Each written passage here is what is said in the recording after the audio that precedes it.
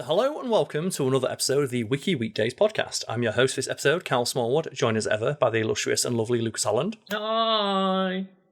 And this is the series where I and Lucas will scour the lengths and breadths of the internet to find wikis on subjects we're interested in and then bring them forward for discussion.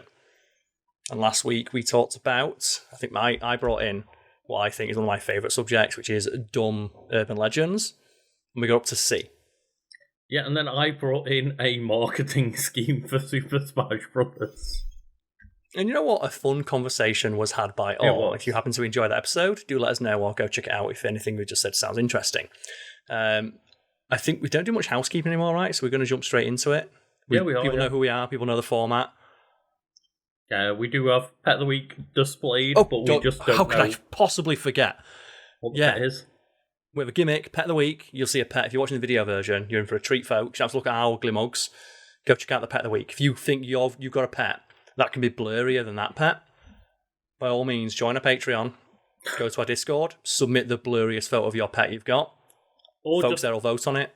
You know, any submission of an animal is okay. Just like blurry you find pets. A blurry animal flying past your window, go for it. It's like one of the best and only good subreddits is just blurry cats. Let's go. I want to see them blurry cats. So yeah, that's like one of our gimmicks. We also used to have like which wiki won this week, but I think we're both winners, right, Lucas? We've established we're both winners in life. Yeah, I would like to think so. We're both getting internet points every week, right? Exactly, yes. But yeah, that's the format. That's who we are. And Lucas, what wiki have you brought forward for discussion this week, Montreal? So this week, I thought I would talk about a video game that I'm very, very, very familiar with. And that is The Binding of Isaac. So I think you must have probably more playtime in this than any other game safe than maybe Destiny 2. So maybe because obviously like Pokemon and Zelda, like they're split up into many, many games. They're a series, right? But is like individual specific game. It's got to be Binding of Isaac for you, right? Game, maybe Binding of Isaac is number 2 because I have thousands of hours, as opposed to the several thousand of more that I have in Destiny 2. But yeah, Binding of Isaac is probably for singular game, maybe as you say, like my second most played game of all time. Now, I would be curious, folks at home, what would be your answer to that question? Like, what single game have you played the most? Not what series, what single game have you played the most in totality? And what would you estimate that amount of time to be? Because you said like yours would be like Destiny 2, which you know you played for like thousands upon thousands of hours, right? At least like 3,500 hours last time I checked. A bit more than that.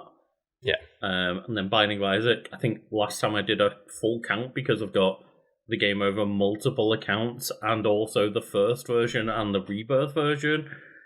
I think it clocks in around like 1,500, 2,000-ish hours.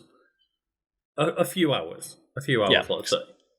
The answer to that question for me would be Super Smash Bros. Ultimate, but that's cheating because I played that online and in person with you and our friend Charlie and stuff. So discounting a multiplayer game that I'm playing with other people, the game that I personally have invested the most amount of time to play in, because I just really, really wanted to play it, it's probably going to be a fighting game. Most likely like Dragon Ball FighterZ or something like that. Smash Bros. Ultimate is a bit of a mention because I think Smash Bros. Ultimate, on my save alone, which we've played, it's like maybe over 1,000 hours, and then also the playtime on several of our friends, including yours, is also like maybe hundreds or thousands of hours. Like, but that's why I'm like saying that one kind of with the thumb is being put on a scale because I'm playing that with somebody else. Whereas like the game I think I probably invested the most time because I wanted to play it. It's like us playing Smash Bros. Could just easily been doing anything else. We like playing Smash Bros, but that could be like how much time have you spent hanging out with Lucas? But like I've played a lot of FighterZ just because I wanted to play FighterZ. How much time, Karl, could you have enjoyed playing Nickelodeon All-Stars Brawl 2 or whatever, or like not a lot, PlayStation All-Stars with even with me and our friends, would you have been able to spend the entire time playing that instead of like Super Smash Bros. Ultimate? Most likely not, no. Yeah. But I feel like a multiplayer game, it'd be like asking someone, like, what film have you watched the most? But you've got to discount that film like that you watched when you were like 7 years old that you had on video that's got played over and over and over again. It's like, what film did you actively choose to watch a lot when you actually had the option to? So it's either for me with a fighting game like Fighter Z or potentially Final Fantasy X. Because I have replayed that at least 20 to 30 times, and each playthrough is like 70, 80 hours. So that could be close to 1,000 hours just playing that one game. Yeah, I think maybe like the only single player game I can think of that would maybe rival Isaac for me is Resident Evil 4. But That'd be a close second, I think. I replayed that, but the playthrough of that for me is like 10, 15 hours. Yeah. Final Fantasy X is like 60 to 70. So even when I played RE4 50 times, it's probably nowhere near the amount of time I put into Binding of Isaac. But it's interesting, right? Because Binding of Isaac, for me, is what I think of. And, you know, if people disagree with me in the comments, let us know. Because I think of Binding of Isaac as being kind of the birth of the rogue-like genre. Not necessarily rogue because it's named after a game. Like, rogue is a game, and roguelike is, you know, roguelike / light is a genre that is defined by one singular video game, the game Rogue. Yes, but at the same time, isn't Binding of Isaac, didn't it start as like a Flash game? Yeah, so it was a 2011... It might be one of the oldest. So. Like, it's a 2011 game, and it was released for Microsoft Windows and ported to OS X and Linux.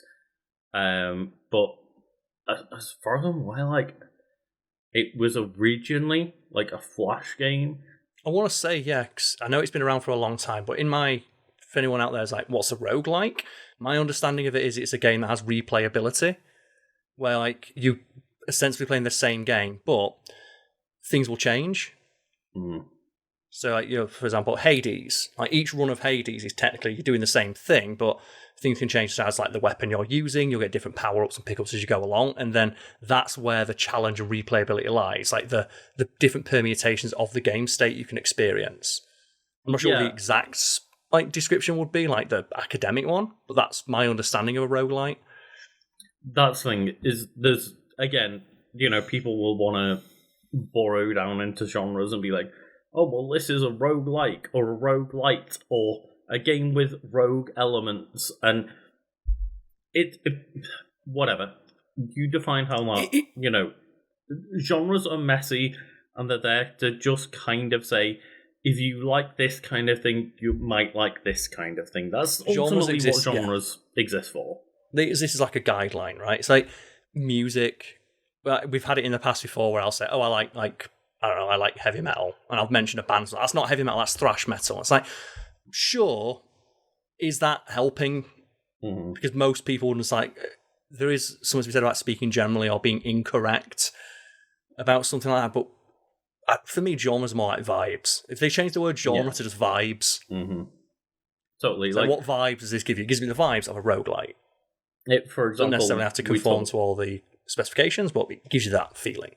Yeah, we talked recently, I don't know where it came up, but about System of a Down, and I think like you might have referred to them as nu metal, and I think they are listed by many people as nu metal, but in my brain I was like, it doesn't feel like nu metal to me. It doesn't, any other nu metal band I've ever listened to, it doesn't feel like listening to System of a Down, so how does that make sense? And Lucas does listen to a lot of nu metal. He's got, like, you can't see it below the camera photos, but he's wearing his Jinko jeans, he's got the wallet chain. Oh man, you know, I kind of want to bring the wallet chain back. I saw someone with a wallet chain on the other day, and he got caught in the tram stop, and I was like... It would kind of not fit with my current wallet, though, because Karl knows what my current wallet is. Do you remember what it is, Karl? I don't know, go on, remind me. It's a very pink, furry wallet with Galarian ponytail on the front. Oh, okay. Like, my current wallet, I can't show it because it's in the other room, but my current wallet is a 90s Pokedex. Like, do you have the Pokedex toy? Yeah, I remember seeing you had that, yes. So a friend of mine was moving house. Like, they'd just bought a new place, so they were going through all their childhood stuff. Like, the parents like, either take it or we're throwing it away. And they found a bunch of old Pokemon stuff that they didn't want. It's like, you're a nerd, right? I'm like, guilty. and and it still works. And I noticed that in the space where it'd open up, there's just enough space to fit a credit card in. It fits exactly right. Mm-hmm. So I've put my credit card in that and used that as my wallet. Yeah, and I don't have the wallet on me at the moment, but I do have on my desk something that I got. We can post when this goes live. Let's post the pictures in our Discord. So go check out the Discord below to see pictures of these things. That's true. Yeah, and I do have though, Karl, something I picked up at the same time that I saw that you had a Pokédex as a wallet. Cheers. Nice little Lolan Vulpix. That's cute. It's just little. You can't use that to store your money though, can you? Oh no, you can. People have figured this shit out because I love when people have managed to like take the chip out of their card and put it into like a Pokemon card and stuff.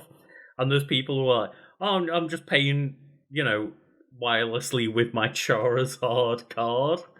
I love that stuff. It's why I use the Pokédex, because I used to carry a wallet which had everything in it. It's like it takes up space in my pocket. I wear skinny jeans. It makes it look like I've got a tumour. Let's not have that. But this is like just a nice bit. It's perfectly square. Keeps everything safe. Plus, it's a great conversation starter. Like, I've been at the bar and be like, "Is that real?" And it's like, "Yeah." And I've actually used it when I'm out for drinks and stuff. Like just like, can't hear someone's type in beer search. Would you like a beer? And everyone's like, "Oh, can I have a play on that?" It's like, yeah, buy me a drink. And previously, I've got a Spider-Man wallet, which my sister got me. And the other one is I've got like a zip wallet, which has a dinosaur on it, made by some guy in Laos that my friend got me. The same friend who gave me the Pokédex. It's like, oh, they were in Laos and some guy did it, and I thought of you because it has a dinosaur on it, and it says in like messed up English, "You've just dinosaur was gone." And just they found it funny. Like, I bet you'd use that. I'm like, I do. So I switch between like each one has a different one of my cards in there. It's like, oh, which card am I using? My credit card, my debit card, that other debit card. Do I need my ID? I always think it's fun to have items like that. Like, for example, like, video watchers will notice the shirts that I'm wearing. Like, I always rotate the same few shirts, and they've got like my dogs on them. If video viewers can see like just a little Cade there, and just the amount of times are just out, and that'll just be a conversation starter, and I'm like, yeah, why not? It's also like owning weird things. I like to own something and just be safe in the knowledge that I'm the only one who owns it. And obviously, like, I've got my YouTuber gamer shelf behind me. There's so much dumb stuff on there that's unique or a gift or something I had specifically commissioned for myself. I prefer the idea of having stuff like that compared to the idea of having one of those like really just boring black flat like magnetic cases with a couple of credit cards in. I'm like, or a Ridge wallet. Sure, I hope they never sponsor us. That's the kind of thing that I mean is like the Ridge wallet-esque stuff. Is they look cool, but there's too much tacticalness to them that makes me think, oh, that's who you're appealing to, right? When it's like, oh, it's got a bottle opener built in. It's like Pokemon, if you want to reach out to us about cute Pokemon wallets, by all means, but I'm not endorsing a Ridge wallet because that shit's boring. It's boring, but I can see the appeal that it would have. I can but the kind of person it appeals to is not someone that I'm probably friends with. It's not for me, is what I'd say. Is that I totally wouldn't endorse it. I see the value in it, but it's just the kind of thing where I'm like, that's totally not my vibe. It's like the wallet chain, right? You'd never catch me dead wearing one, but if someone wants to have it, have at it. See, if that's your aesthetic, that's your aesthetic. Wallet chain vibe is where I kind of slightly want to be at. Yeah, so I'm thinking as well, speaking of, like, having something, like, weird and unique to carry your money in. Reminds me of, like, I think it was Hermes, or some, like, really high-end brand like Prada or something. We're selling very specifically a credit card wallet for, like, your cards for, like, 20 quid. Which sounds like a lot, but for, like, an Hermes bag, which normally retail for, like, hundreds, if not thousands of dollars. That's cheap as fuck, yeah. So what people do is buying them, and then getting, like, a chain to put a chain on it, and just having like a purse that's like just got enough space in it for like a credit card and a few like folded up bills and maybe like your lipstick and stuff, and that became like and I thought that's a really cool fashion statement.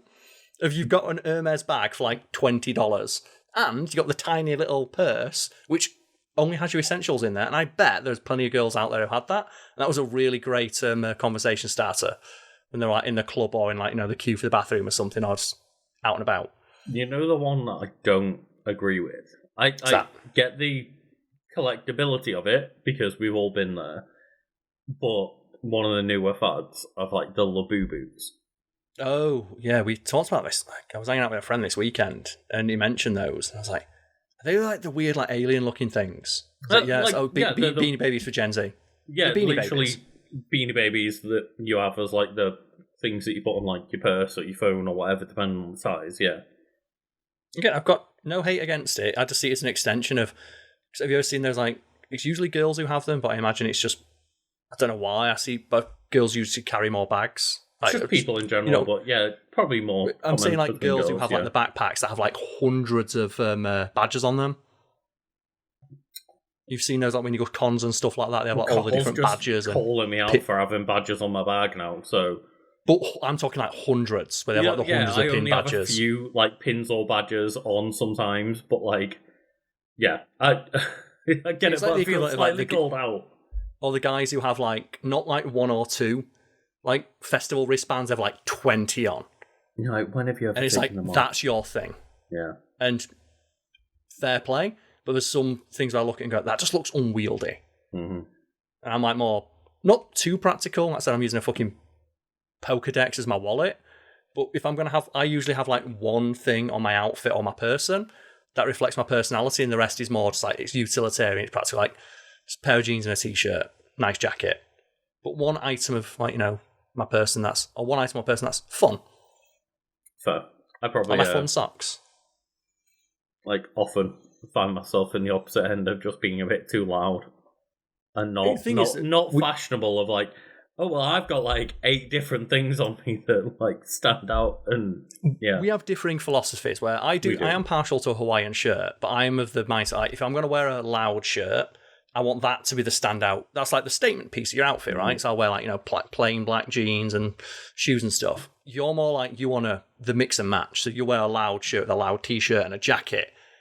Sometimes I won't. Sometimes not, but yeah. You're more of the mindset of like, well, fuck it, right? I'm already wearing like a bright, loud shirt. Why not keep adding to that? Have the hair, the pins, the badges, the like, just every single different accessory, right? I forget the name of it, but it's a term in design where at a certain point when things clash, they clash so much that they actually start to match. Mm-hmm.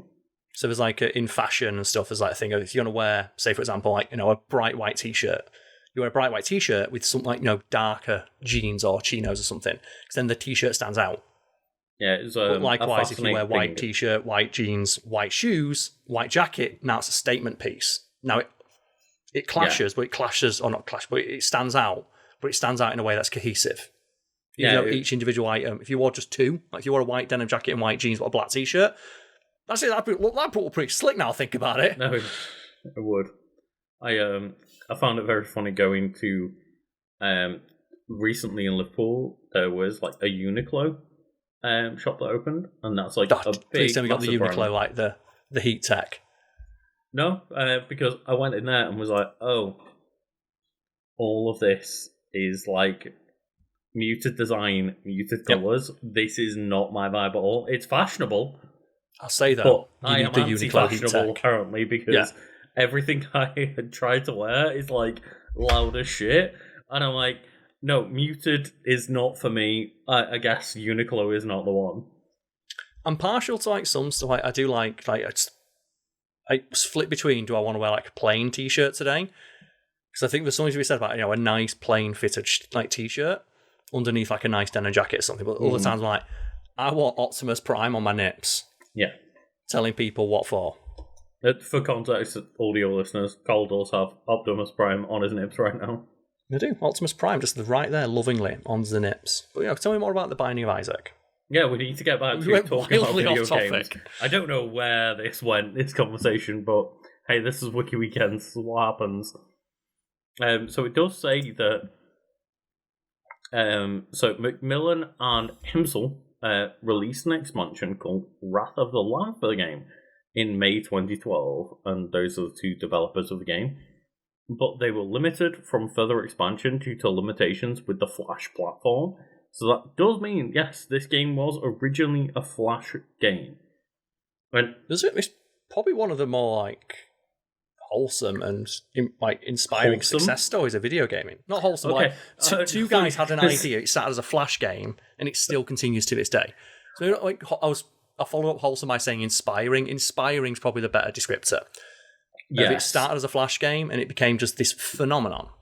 Yeah, like wholesome is maybe not the way to describe the game of the game itself, but its production. The Binding of Isaac with all the horrifying both graphics and story details that go by. It's a dark and horrifying video game as far when as... I say wholesome, I more meant like the production of it. It's like it was an interesting idea that two guys got off the ground and it became a success. But in that vein, I'm aware of Binding of Isaac. I played it a few times.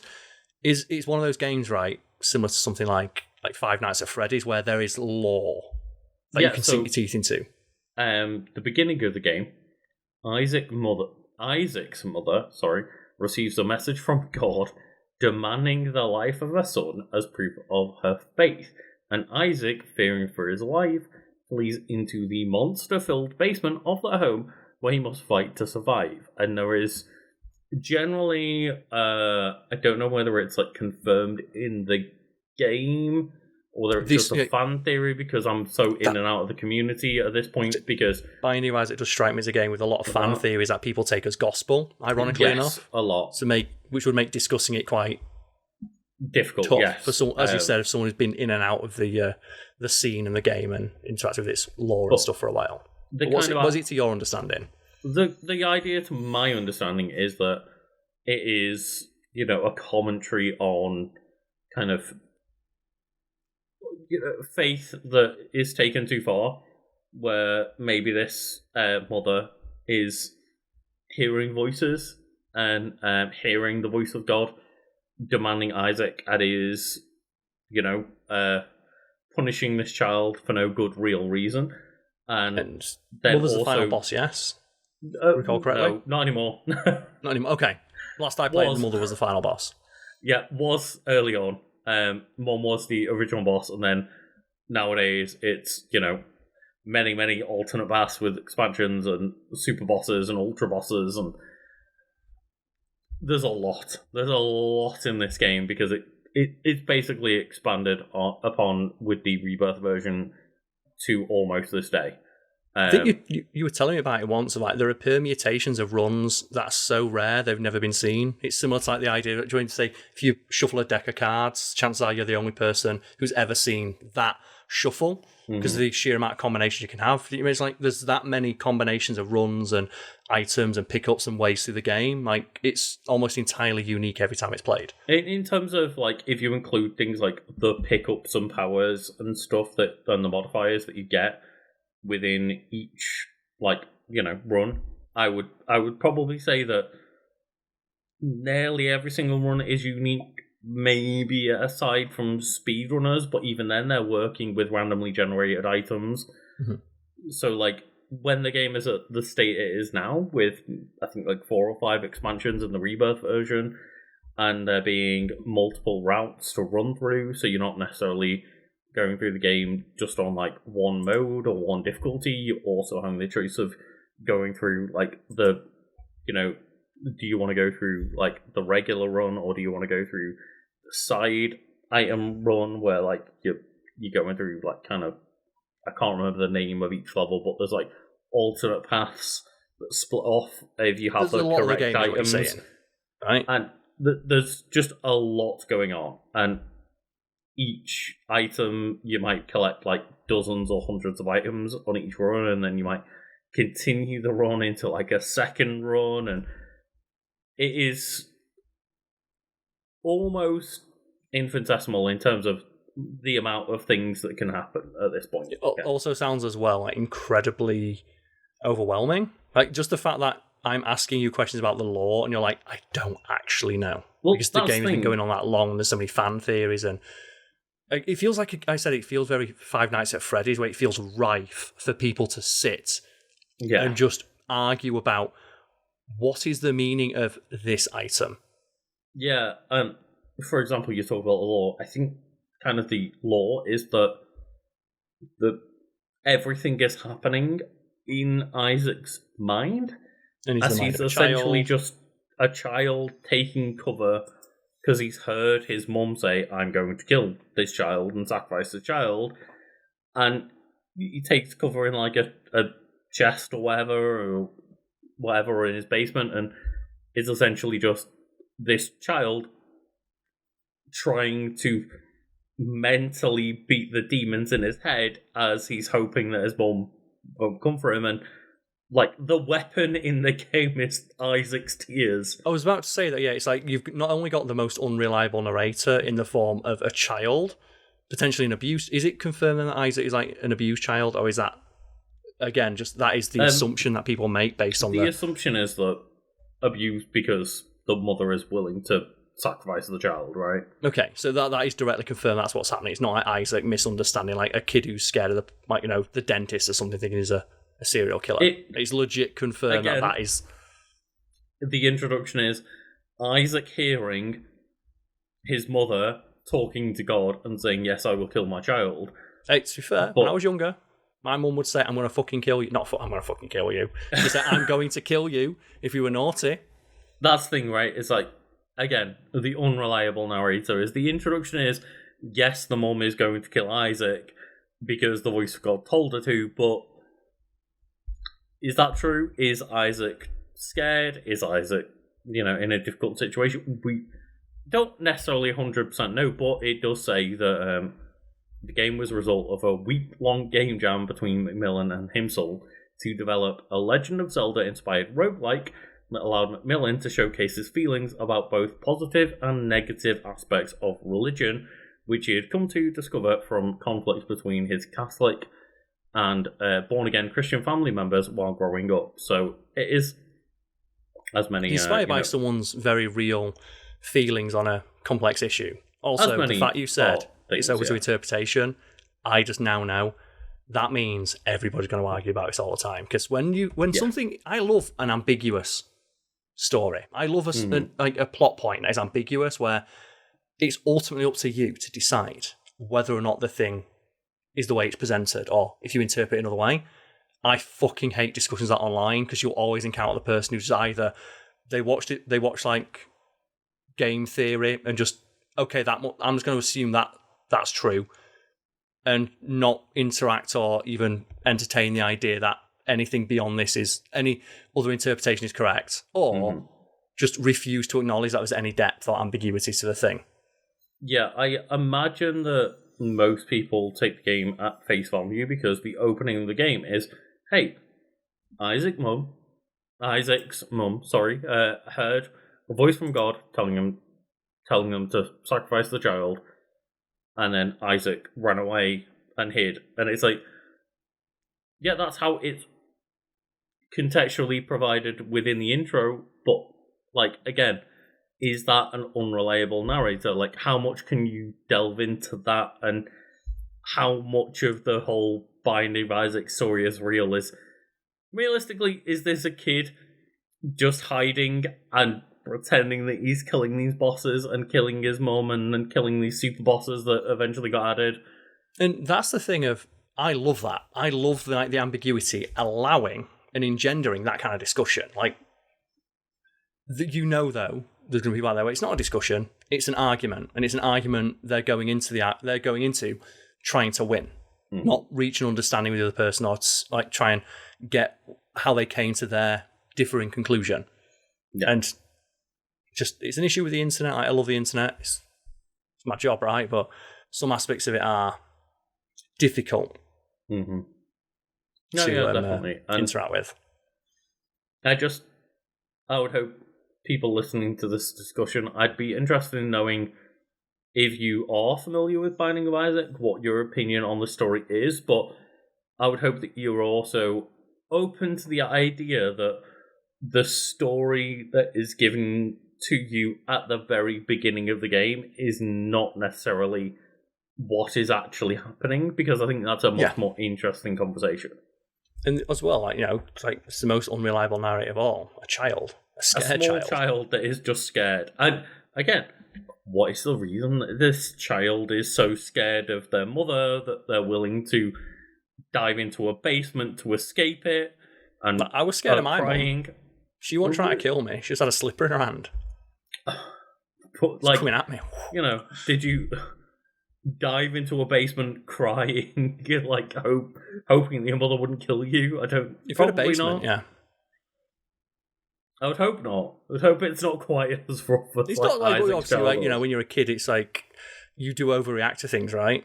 Mm-hmm. Like you break a dish, and it's like, oh no, it's like the worst thing ever. Like your mum yells, it's like, well, she's just yelling because obviously, just you broke a dish. It costs money. She's not going to actually, literally beat me up and kill me. Yeah, But in that moment, like you're a little kid, you don't know. I did have quite a moment of therapy when that happened to me as an adult, where I broke a glass, and it, again, not throwing my parents under the bus. I was just an anxious kid, and I was very anxious that, like, if I broke something, my parents would be mad because they paid for it, and sometimes they were upset. They didn't do anything bad or anything. They were just upset. It's an understandable reaction, right? If something breaks, especially like.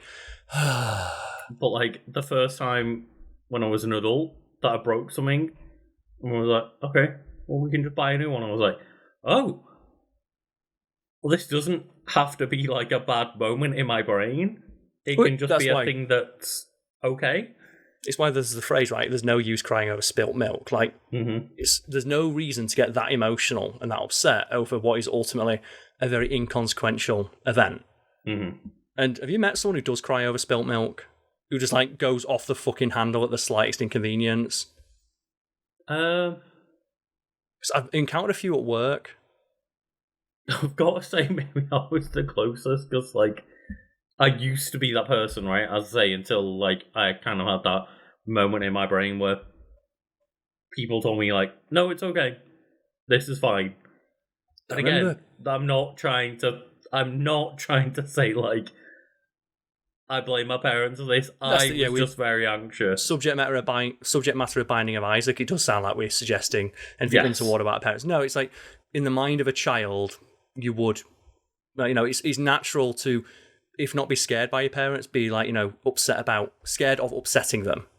Scared of the potential of upsetting them as well. Yeah. Right? Yeah. But in regards to, like, just treating, like, a minor thing as a big fucking deal, there is a friend of mine who is just well known for, if you go on a night out with him, he's the one who'll argue with the bouncer. And the story I usually tell, that he hates me telling, so I'm telling it anyway, is we were out, I think it was like just in a pub, it was like 11 o'clock at night, it's a Wednesday, last orders, like, we'll get one more pint and we'll head home. And we go up to the bar, and guys like, it's last orders, guys. Like, no, we're just ordering one, we're just going to go sit outside if that's all right. He's like, yeah, that's fine. And so, what do you want? I've stout. Pulled a stout, I'll be honest, it wasn't the greatest pour. And it had, like, that much head, like, too much. Which, so maybe you're talking about what, like a few percent head, but not what you would want on a stout. Yeah, but at the same time, I just looked at it and went, I can't be. It's like, clearly he's in the middle of wiping down the bar. He could have told us to piss off, realistically. Yeah. And my friend just went, "That's not a proper pour." And I went, "I don't really care, mate." Yeah, no, but you should. Like, you paid for it. And it's like, look, I don't mind. So why are you bothered by it? He goes, because you've been ripped off. And, like, he just went to the guy. So presumably the guy behind the bar must have heard us talking about it. And I was like, no, don't say anything. I don't mind. Like, it's a bad pour, but ultimately, what does it matter? I'm probably not going to drink the whole thing anyway.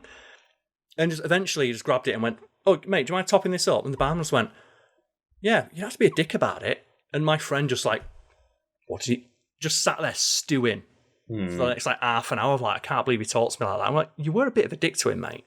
None of us wanted... You made it an issue. None of us wanted it to be an issue. And yeah, it's like... Sometimes there was no reason to exacerbate that situation. Everybody there, including the person who spent money, me, did not want to escalate or exacerbate. And sometimes it's tough to have that decision with a friend of, like, do I tell them, you know, you were being a bit of a dick? And we all immediately just went, yeah, you were being a bit of a dick. You have to, right? Yeah. You got us what a friend would do. I'd expect any friend who, if I was acting like a dick, you are acting a bit of a dick, mate. I would hope that real friends would be willing to call me out on stuff like that, right? Yeah. That was like years and years ago, and we still bring that up, and he gets really annoyed when we tell the story. He's like, it didn't go down. It did go down like that, mate. Yeah. You obviously, you don't want you imagine being very justified in your frustration. You weren't.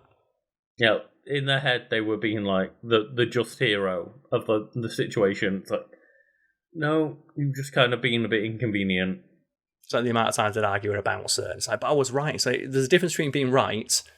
It's one thing to be right, but ultimately you're arguing with a bouncer who's like, their word is final, right? Mm-hmm. So you're technically correct, but yelling at a bouncer is not going to get you into the club. If anything, the argument is just going to make them even less likely to let you in. Well, it's a fascinating thing, right? That's why I always find it interesting. In his head and in the head of other people who have like similar responses, like they're convinced that there's a specific way they can word their issue where it's going to convince you that they're right. Like, have you ever encountered that? With most people, I'm sure that technically is true, but you've got to be like that perfect D&D character with like, you've got to roll that nat 20, right? The 10 charisma roll and the 20. Yeah. Like, there's a way that when you like raise an issue, it's like, look, it's fine. It's like, then they keep bringing it up. It's like, no, they're trying to and they change the wording ever so slightly. It's like, you're trying to figure out the exact way to word this to convince me, and it's not working. It's interesting. So a puzzle that is solvable, but most people never get close to it. But anyway, going back to multiple attempts to solve this. Yes. I'm sorry for throwing that friend under the bus, but it's core memory that night, and whenever we bring it up, that friend does get real mad. Just throwing people under the bus for free. But it says that The Binding of Isaac was then like re-released as The Binding of Isaac Rebirth with the help of developer Nicholas, and I'm not sure whether it's referring to the original or the Rebirth version, but it said that the game was well received, with the critics praising the game's roguelike nature to encourage repeated playthroughs. And by July 2014, Macmillan reported over 3 million copies had been sold, which, is like obviously extremely successful. I think the game around the time maybe was around the like 10 to 20 like pound American dollars euros region. That's a good price point. Yeah, for a game really like that, I feel. For people to like check out a game that they've heard really good feedback about. I feel like there's that like nice sweet point of you're making enough money to make a good profit off the game, but you're not, charging so much that when people get recommended it, it's like, oh, this like 40 quid. I'm not gonna hedge my bets on this. It also, as well, if the specific gameplay loop, it's at that price point, you want to cast as wide a net as possible, because you want to very specifically target, or your ultimate audience that you're targeting is people like yourself, who it immediately scratches a very specific itch, and they're like, I'm in, because that way you're locked into that ecosystem, and you're going to buy all the expansions. Yes, exactly, which I have done on multiple platforms, so... again, maybe had almost infinite playthrough value or replayable value, even when I just bought like the original Rebirth version.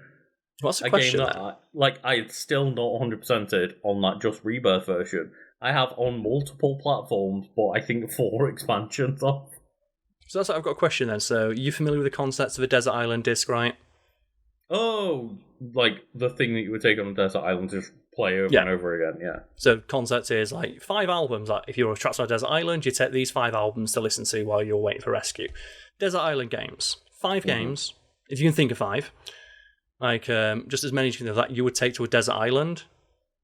And just they would be the games that you would play. Well, effectively just asking if you could only play play 1 album for the rest of your life, what would it be? Like, if there was like 5 games you could play for the rest of your life, what would those 5 games be? So I think 4 are probably pretty definitive, provided that everything worked.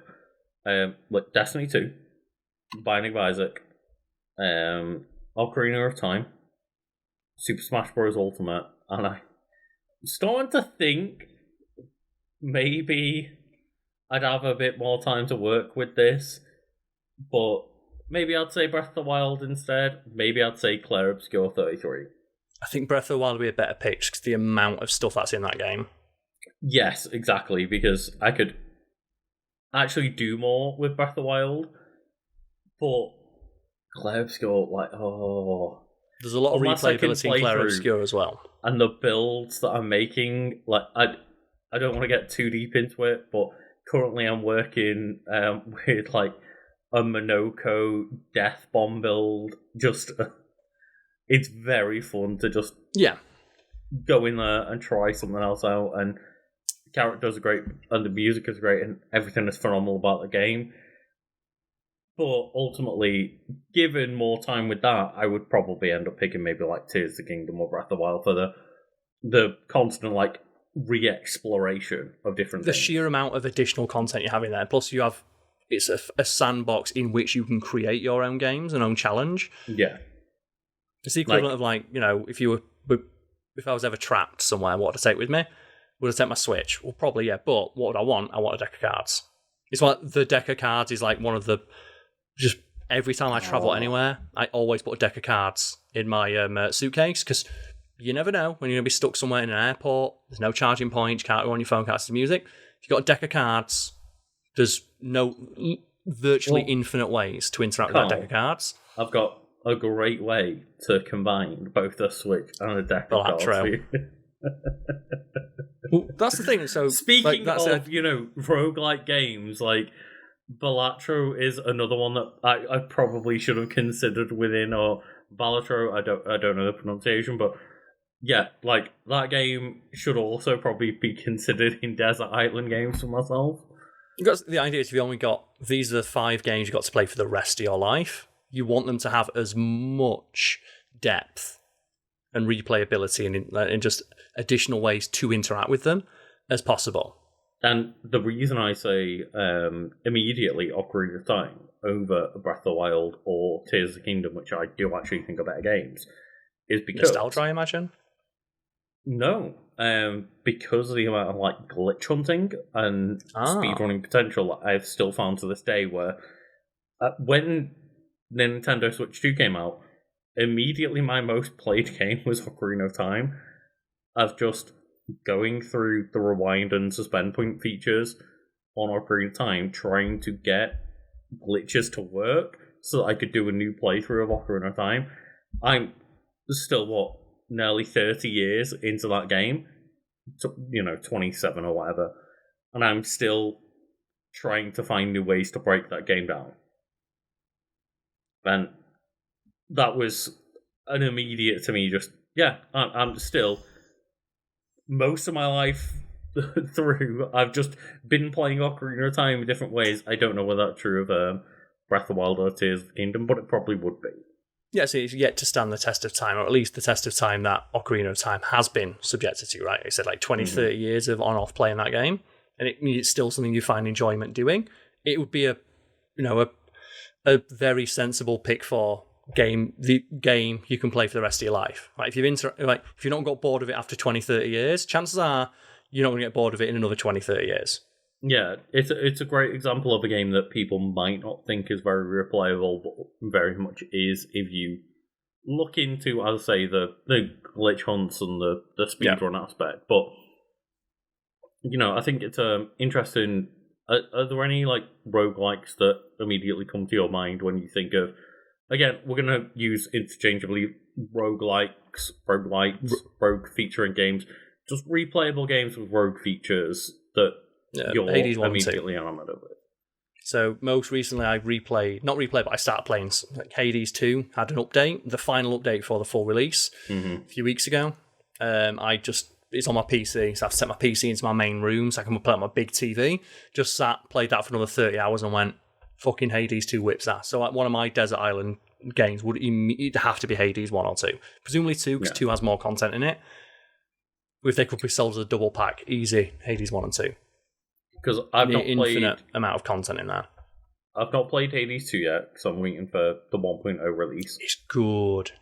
Yeah, I've heard really good things. I'm presuming it's going to come to Switch 2 pretty quickly, and I'm just waiting for that. But I remember getting Hades when it first came out, and just being like, I was still commuting a lot to Sheffield back and forth. I mean, cool, 2 hours to just vibe out and play Hades every time I go on a train to Sheffield. Like, that's perfect time for like 2-3 runs, and just keep playing Hades. And I think it's like games like this are so good on a handheld as well. Oh yeah, like they're designed for handheld. They clearly weren't, but they feel so at home on a handheld. Like my Switch has like 3 or 4 just roguelikes on there that I just switch between. Like sometimes I'm taking the train, if I'm not reading a book at the moment, it'd be like, okay, so Hades, Dead Cells, Vampire Survivors, maybe like, do a Cadence of Hyrule. Not Cadence of Hyrule, what is it? Crypt of the Necrodancer, that's it. Cadence Hyrule is the Zelda. Yeah, I had Zelda on the brain. Yeah. Like, they're like the top 5 most played games on my Switch because I usually use my Switch when either I can't sleep, I don't look at my phone, or I'm like traveling somewhere, like on a train. I can't believe, Karl, that as a Crypt of the Necrodancer fan, you wouldn't have played through Cadence of Hyrule. It's because I've not finished Crypt of the Necrodancer yet, because I play it so infrequently that I've not got good enough at it to start getting to the higher levels. But It's I think that's a real difficult game.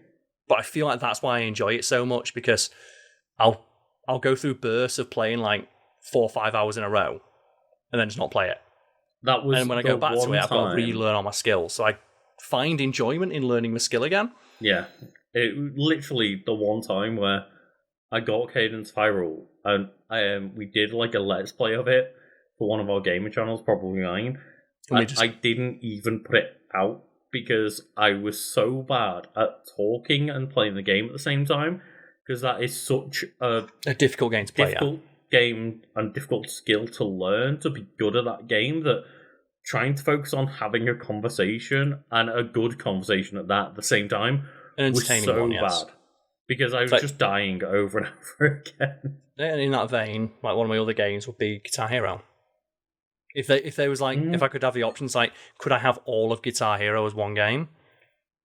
Yeah, you're right. I mean, you know how many songs I have in Rock Band 4. I have like maybe about 600 songs. Like, I'm being pragmatic about it. If it was legit, someone came up and said, you got the rest of your life, you can only play 5 games. So Smash Bros, so I can play it with you. Probably like Hades 1 or 2, because, just something that I can play, like, I'm stuck on a train, or in an airport, or on a plane, something like that. Easy, job done. Probably Metal Gear Rising Revengeance for streams, be practical. I love replaying that game, make enough content out of it. Game that I like, it's going to have to be Final Fantasy X. And then, if video games like, they're a communal thing, Guitar Hero. So that way I've always got an option when people come to my house. People aren't going to come to my house and want to watch me play Hades, but if I've got Guitar Hero there, I've always got that option. Yeah, I think that was maybe just another thing I didn't take into account, is I mentioned like Pokemon and Zelda have taken up a lot of my playtime over multiple games, but between every single Rock Band, I might also be up there in terms of my most played game series of all time, because I've still got your Rock Band at my house. Wait, what? I think I still got your Rock Band. Did you ever take that? I think I must have took it because I played it not long ago. Okay, I think I still got your guitars then. You might have some of them, because I do have an overflow of plastic instruments, because obviously they're going to die over time, and the new replacements that they've got for like the Fortnite ones are very expensive. Yeah, and don't worry, they'll go down in price very quickly. The drums are just unavailable, is the way I'd describe it. Well, I think that'd be my pick, if anyone curious. And I'd be interested, again, go to our Discord, go to the comment section, let us know your top 5 Desert Island games. But I think roguelikes are probably the most efficient picks for this kind of answer, right? Just in terms of the amount of time you can sink into them and still find something new. Especially ones that aren't relying on maintaining a player base. Yes, or having someone else play it with you, like a la a fighting game. Yeah, exactly. Like one that you can just rely on only you needing to play a single player. I think roguelike games like The Binding of Isaac, where, as I say, I've not even close to 100% at that game with all the DLC, or even 100% of the game as base, and I've put thousands of hours in it, maybe. And the thing is, if you ever did, At that point, you could just start the game again. Yeah. And you would have an entirely fresh experience, because by that point, it had been thousands of hours since you've seen the start of that game. So you would effectively be getting in. I think after that amount of time, it's chances I'd say you've forgotten most, if not all, of the start. You're effectively getting to replay your sunshine as the spotless mind in it, right? Or just effectively, in a bit. The longer you play it, the more you forget the early part of the game. Obviously, like with something like the Binding of Isaac or Hades, for example, is all you're doing is going back to a game where there's less things unlocked at that point. But you are definitely like playing a more base version of the game again that you're probably not as familiar with, and you haven't got as many characters and items. Not to mention as well, I unlocked. imagine there's probably a lot of like smaller interactions and character moments that you probably have forgotten. So you would. It's like when you watch like a film after ages and not seeing it, and it's like, oh, I don't remember this part. And then you find yourself getting excited of like, oh, it's a part I don't remember. I definitely say that applies way more to a Hades. Like, Binding of Isaac is very light on kind of the narrative and characters and stuff like that. Is very much just gameplay oriented, but it is very funny to me how much the Binding of Isaac specifically is maybe just so brutal that people are not willing to give it time. It does have, I'll admit, someone's played it a little bit, is familiar with it via pop culture osmosis, seeing you play it. The art style, I can see that being quite divisive. It's an ugly game, and I say ugly, like objectively ugly, but that's the point, right? Like, the main character can walk around like... ugly in terms of, like, there are, decent looking hallways and... When I say ugly, I mean... characters, but when the enemies are, like, literal poops. Piles of poops, and a lot of it is meant to be, like, bloody carcasses and horrible, horrible stuff to look at. It's hard to describe it as ugly, and I say, but I don't mean that in a bad way. Like, the artwork is effective and good, but the things that they're trying to replicate are very much, like, often reprehensible, right? Yeah, and I can imagine that would be, as it was for me, just it put me off of it. Like, I don't really want to play the game where I fight. I play as like a snotty, crying child and fire shit out my eyes. Yeah, like sometimes very literally. And like, oh, do I want to be a child pissing out of my eyes at giant demon poops? No, maybe not. Maybe not. And, if that is a sentence that offends you, then this game is not for you. Yeah, it's not for everybody. But, this is also a game where you play through meticulously detailed and heavily sprited worlds where you fight God and demons and the demon, the devil himself, and then things that are way worse than that when they introduce like expansions and super bosses and stuff, and that's like the you fight well. the seven sins and all this shit. And it is very off-putting in terms of, I should say, like the themes behind the design, not necessarily the artwork specifically, because it is well sprited, it is well done. Yeah, so when I say ugly, I just mean like the things it's depicting are off-putting in a visual sense. Doesn't mean like they're drawn, but it's like someone can draw a really, really, really realistic drawing of someone getting their head ripped off. It's still going to be like, ugly and off-putting.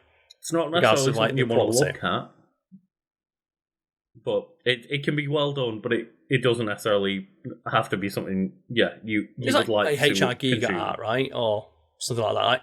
I actually like HR Giga's art because I think there's a beauty in how I guess ugly, so that's the term I use for Binding of Isaac, it's only fair. I find there's a beauty to it because it's like, it's so unusual, but I can see why people would be put off by it. Probably in a very exaggerated sense. There's something that we haven't talked about yet on the channel, but we have recorded talking about. Yes. So it's a bit timely, but we recently both watched the Fantastic Four movie a bit late. Yes. And, I guess, like, very minor spoilers for that movie. There's a moment where Reed Richards is pulled very far apart. And it is done very, very well. but in a very uncomfortable way. What I didn't want to continue watching, looking at the screen. Yeah. And I think that for some people, does explain the art style of Binding of Isaac. I've literally heard that when people have seen me playing that game. It's like, I don't know, a horror movie, right? Where someone can act really well, being stabbed by the monster, and I can appreciate their acting really well. I can also appreciate that someone might be off put by that. I watch the Terrifier movies. Those things bloody and gory as all hell. I can appreciate that stuff really faces, especially how cartoonish it is. I more appreciate it from a practical standpoint of how, oh wow, this is really good practical work. But I can also see why someone would be off put by it. Yeah, and Edmund McMillen, in terms of just a general kind of artist, I know they've worked on Super Meat Boy as well. I wonder whether Yeah, Super Meat Boy is another one where I found that so visually off-putting. I'm aware it's a good game, just something about it just did not sit well with me. Yeah, and if anyone's familiar with maybe Super Meat Boy, they're probably very familiar with the similar kind of artwork that Binding of Isaac has. I'm more a fan of Super Meat Boy's sound designs. The wet plop of Super Meat Boy when he jumps. That sound design is very much in Binding of Isaac as well. Yeah, it's good sound design. It's really off-putting, but I can appreciate that's the sound of a wet ploppy boy. Yeah, the sound design and soundtrack of Binding of Isaac is also fantastic. I find the Binding of Isaac, to me at least, as such a significant game in terms of all of these elements when it comes to indies, because Super Meat Boy was one of those it was literally featured in Indie Game the movie, right?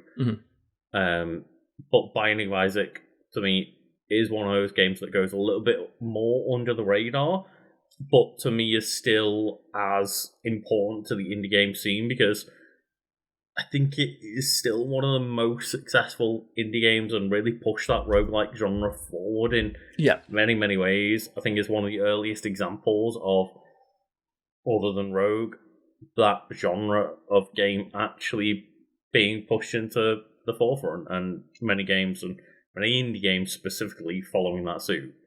So is Indie Game the movie the one where there's that guy in it who just goes crazy halfway through? Phil Fish. I knew you'd know his name, because I think I've watched that multiple times. Oh, I've watched it once, but I've encountered multiple times people who have watched it, and they all say the same thing of yeah, it's great. Until halfway through, that dude just goes off the fucking rails. What was his deal? Yeah, so... Do we ever find out what his deal was? I don't know 100%. I'm not 100% aware, but Phil Fish was the guy that developed Fez, but it may also be a reference to Jonathan Blow, who then made Braid, because kind of both their stories as they kind of went off the edge a little bit. So it's probably Phil Fish, because that's more evident during the movie. Yeah, then Jonathan Blow after the movie kind of went off the rails a little bit. Okay, because I don't know which one of them it is, but during the movie I know there's a bit where it's them reacting to videos online of people playing the game and enjoying the game, but they're laughing at it in a way of oh, it's fun, look at this camera, go whoop. I think it's the one that reverses time. Oh, and that's Braid, yeah. Okay, that's Jonathan Blow. And that'd be so, and you see them go, I don't think this is very funny. I don't like how they're not in the energy they give off is they're upset that someone's not appreciating the game in the way that they do. And it's but you've got footage of someone absolutely loving the game and laughing and giving it free promotion, and their response is, "This is not a game that I want to be made fun of." And just that, they give off an energy of Jonathan Blow, clearly a very clever game developer that takes himself way too seriously and comes off very arsehole-ish. And that would have been Braid, but Fez was the one where you rotate the world and it's like a 2D platformer. But Edmund McMillen and Tommy Rufinas, I want to say, Rufines, they're the ones who developed Super Meat Boy. But then the other two of the people focused on, Phil Fish and Jonathan Blow, from Indie Game the movie, seem to both kind of have those stories of Ooh. I think it's the fact that I've like in every review of that movie, people talk about it's really good up until like 2/3 of the people in it just immediately become unlikable dickheads out of nowhere. Yeah. It reminds me a little bit of the Smash Bros documentary. You know that, right? Oh, where the you watch Melee it, one. the Melee documentary, like you find it on YouTube, and you'll watch it and say, "Oh, this is kind of interesting and fun." And then randomly, like I want to say halfway through, they suddenly just drop the mask and start saying, "Like, well, it's okay that we say the N-word." Yeah, or like it comes out of nowhere. It's not our problem that women don't like that we use like sexually aggressive wording during our play. I won't say them, but like it's not our problem to adjust. It's just that like women don't like it and they should fuck off if they don't. It's like, but it comes out of nowhere, right? Like you're watching it, and it's like, hey, this like you're watching like cartoon foxes kick the shit out of each other, and these people are like, yeah, it's a fun game. It brought a lot of community. And then like I said, like randomly at some point, they just go, well, there is a dark side. We all say the N-word and none of us are going to stop. And it's like, why did you put this in? Yeah, and then obviously we don't want to get into it, but there's the even darker side of like the way, way worse stuff that isn't in that documentary. But for me, though, it's the fact that the documentary, it's a documentary you're making to presumably promote. It's an exercise in ball washing, essentially. You're there to wash each other's balls and promote this thing as a squeaky clean thing. What? It baffles the mind that they'd have the ego to think that they can say that and that they're nailing it. Bear in mind, this was a fan-made documentary about the fans of the game and the community of that game. Yeah, it wasn't like Vice going down. In, or like Louis Theroux trying to like pick at people. So this is something fans of the game made and just figured that. I can only think, Joe, I mentioned like there's a specific way I can word this where it's going to convince everybody that it's not a big deal. It feels like that. Because as you watch it, and it is fascinating to watch with the hindsight of like how messed up it was. Like I said, they think they're nailing it. They think their justifications for using bigoted, racist, sexist language is going to fool somebody because it fools them. And they're just incapable of viewing the world as being bigger than the community they interact with. And it's fascinating because it comes out of nowhere. And to me, it especially stands out of them saying those things, and then also I think like almost, you know, in a well done way, like as a documentary sense, like they will have interviews with females that are like, I kind of wanted to interact with this community until this stuff started to come up, and then it'll pan to like the males in the audience being like, well, yeah, of course we say stuff like this, but it doesn't really put anyone off. It's like, why did you put that in?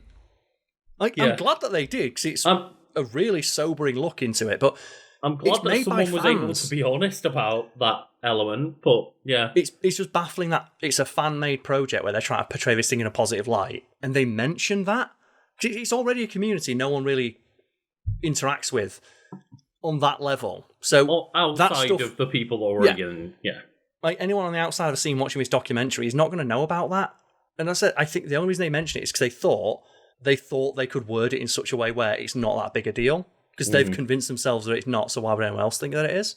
Because it was predominantly, I want to say 9/10 of it is mainly men saying it's not a problem, mainly white men saying it's not a problem, and then,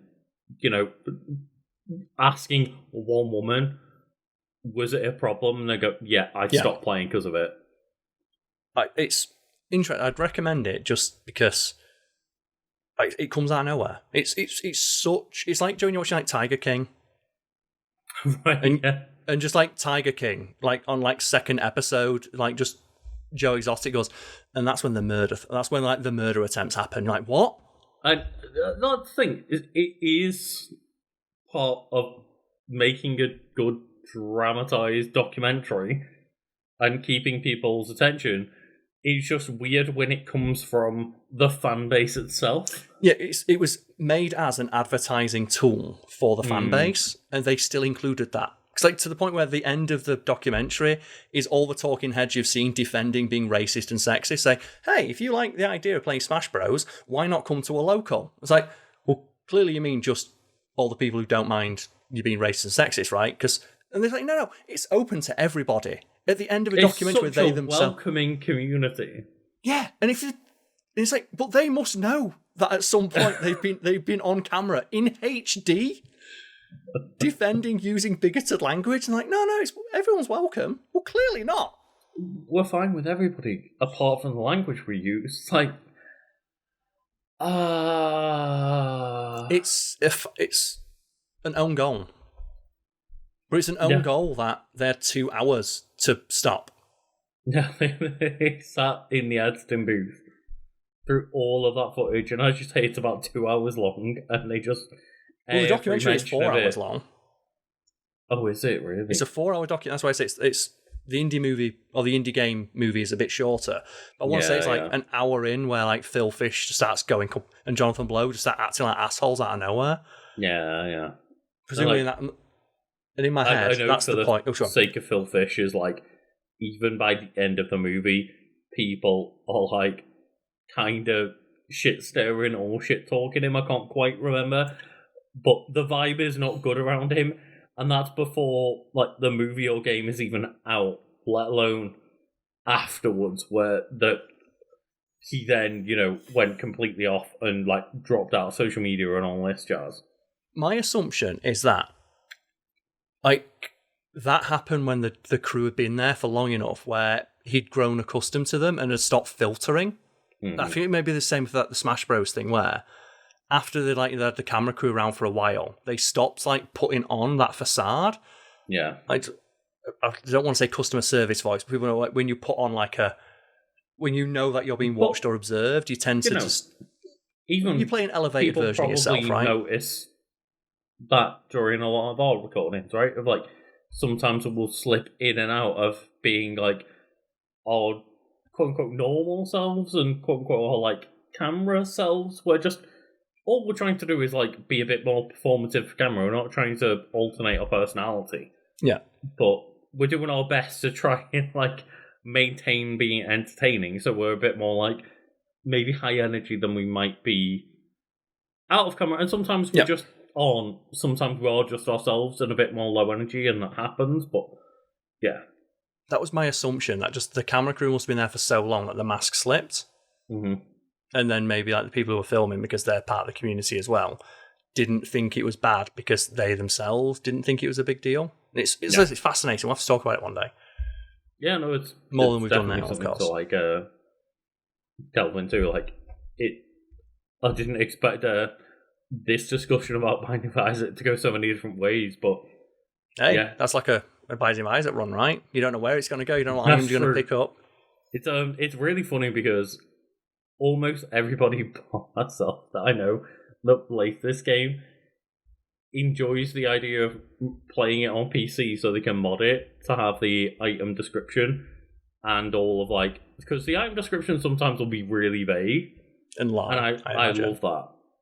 So like sometimes it'll just be like, you pick up a new pair of eyes and it's like, oh, see through your soul. That's not from the game. I'm just making something up.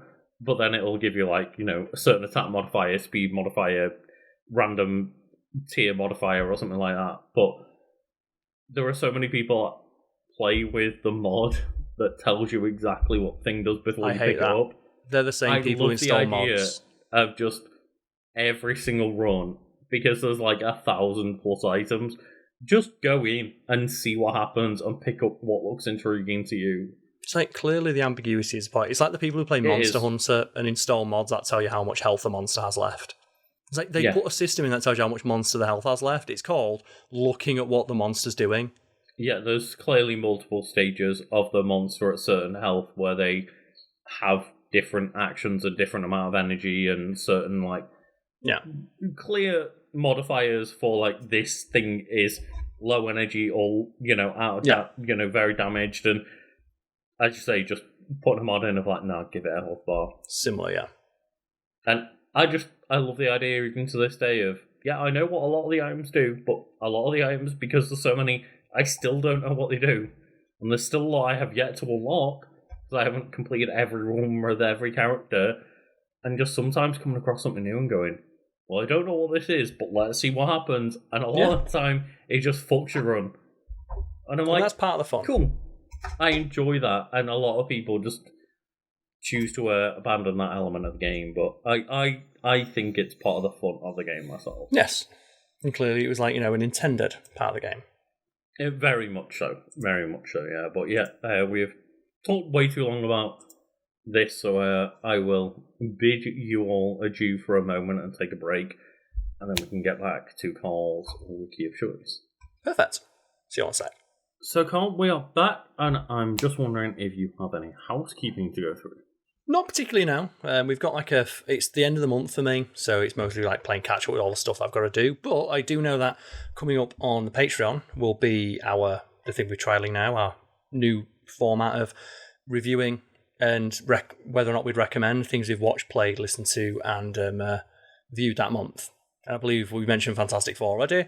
That's one of the things we'll be talking about. I'm also, I've also going to be watching K-pop Demon Hunter, so we're going to talk about that. I was going to say, spoilers, all I'm going to be doing in that video is screaming about K-pop Demon Hunter Skull. I'm watching it as soon as we're done with this, because I'm going to be ordering myself a pizza, going for a jog, and then watching K-pop Demon Hunter. So don't worry, we'll talk about that as well. But I'd also like to recommend, hopefully it'll be up by the next couple of weeks or so, but I've finished recording a video essay for the Fact Fiend channel about sitcom dads and how good they are at sex. It's a bizarre topic, I know, but it's one of those things, it's an itch that needs to be scratched. Where I started thinking about it, I went, no one's talked about this, I can talk about this, I want to do as much research as I can. Like, Karl, I've got a green screen right behind me, and you didn't even ask for me to have a cameo of me just plowing someone around the green screen. I'm very offended. I didn't say I want to. I'm just very offended that you didn't ask. So I'm in the process of grabbing B-roll, and getting B-roll for a video essay is a huge pain in the ass. I mean, that's why we do clips in the Wiki Weekends videos, because it's weekly and not the entire thing overlaid by video B-roll, right? Yeah, it's going to be I'm not sure about the exact format, because I've recorded the entire thing myself from memory, but I know that a good video essay uses a lot of B-roll. So I'm in the process. That's more what I mean. It's why our videos are not majority B-roll normally, because having to just consume the amount of media that we do to be able to try and do our best to keep fresh with new content weekly on 4 different subjects. There's a lot already, let alone then recording B-roll for an entire other hour of discussion. I know a lot of video essayers at least do maybe a half and half or maybe a full B-roll, but that's why we generally can't, just because the clip that we try to put out to with having to edit everything ourselves. It was just a lot of raw horsepower involved with, for the moment, for example, the thing we're about to talk about, my subject, Raising Hope, I've got to capture a lot of B-roll from that. And not only do I have to get specific examples from specific episodes, I also just need to get B-roll of specific characters interacting.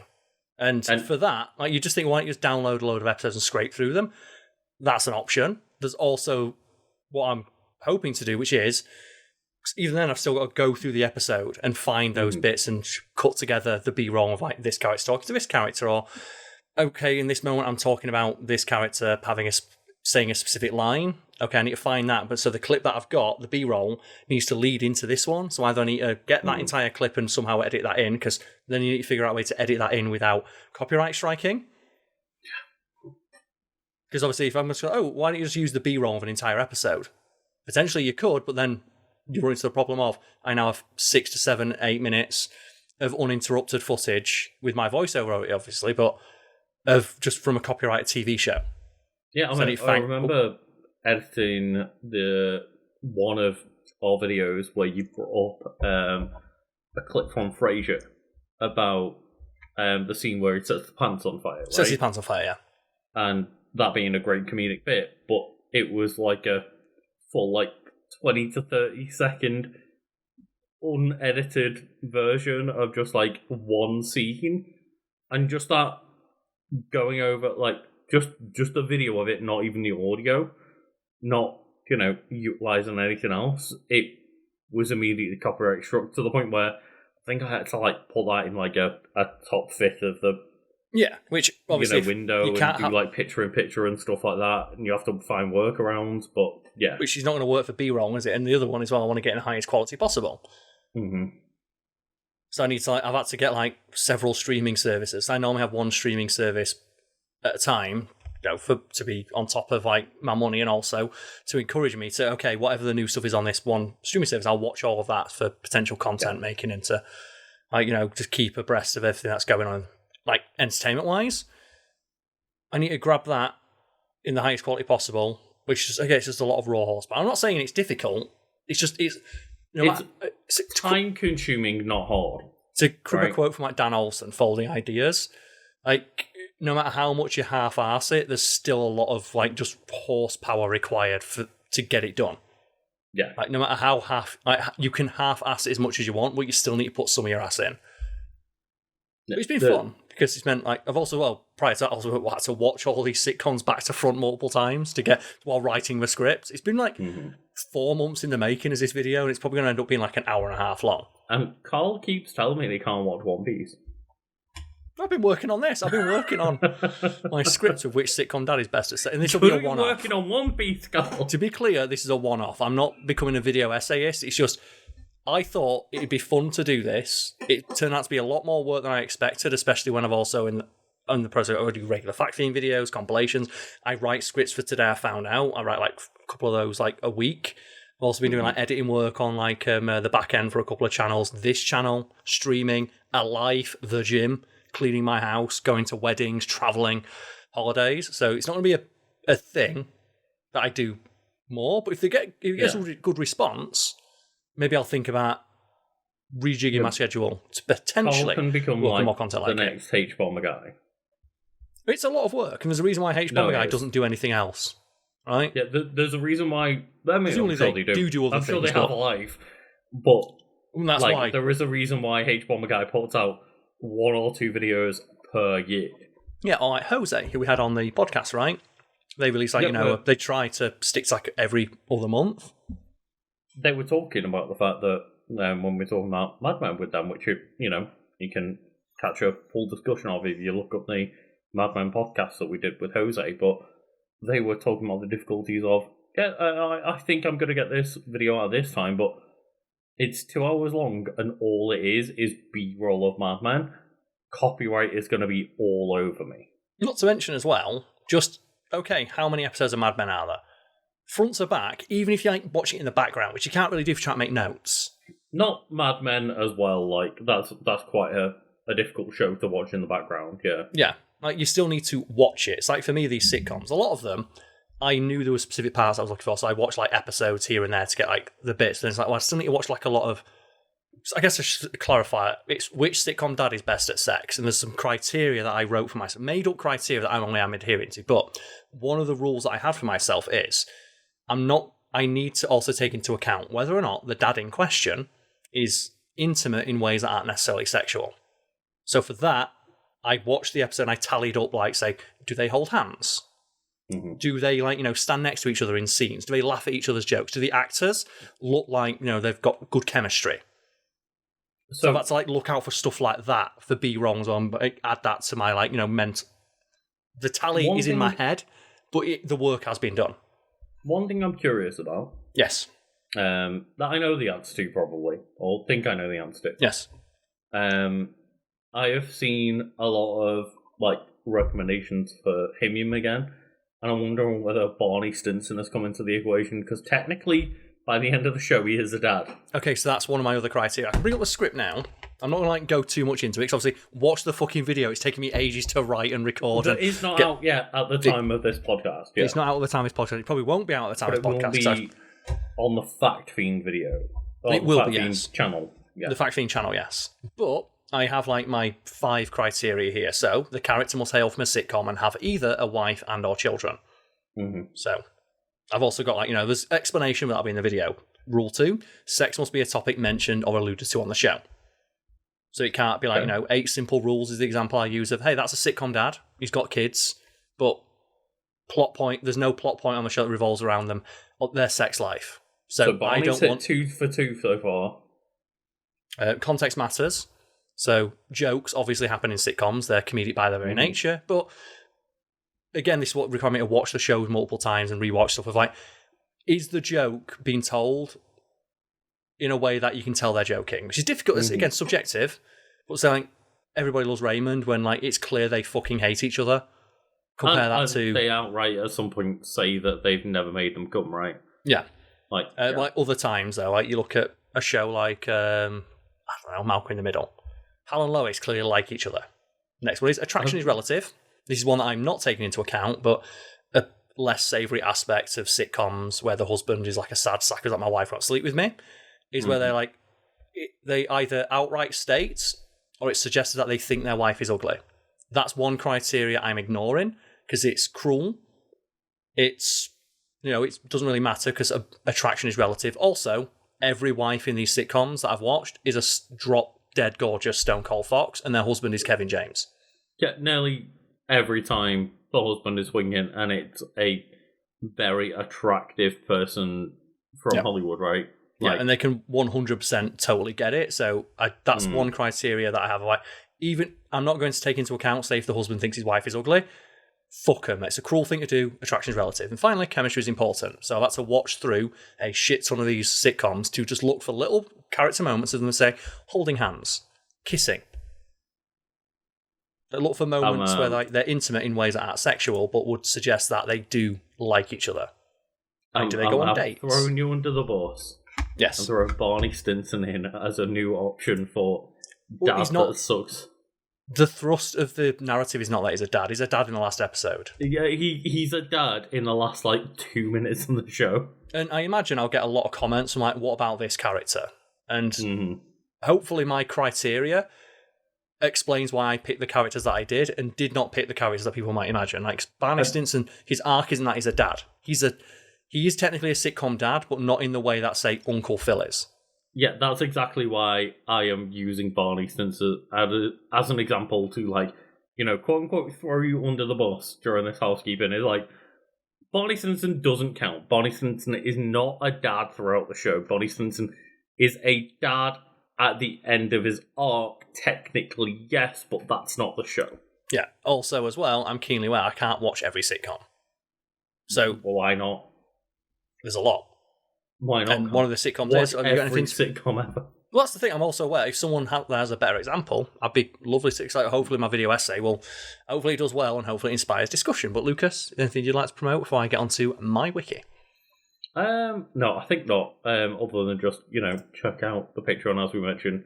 We're trying to do new things. We're trying to streamline some things so that we can get more content made in other ways. For example, doing those monthly recommendation videos. And I'd just say, it's a fun thing to check out. Maybe we can post those as member-only videos as well. I'll have to consult with myself on that one. But yeah, we're just trying to, figure things out and be a little bit smarter of where we use our effort, because clearly we are both working many other things on the side and wearing many hats, doing our best. We're both wearing many hats, and we're trying our best. I'm literally recording this on not much sleep at the moment, so we're doing our best, and hopefully we are fulfilling people's needs. I'm hoping that people are enjoying the content we're putting out, but I think we should just move on to Karl's before I start rambling.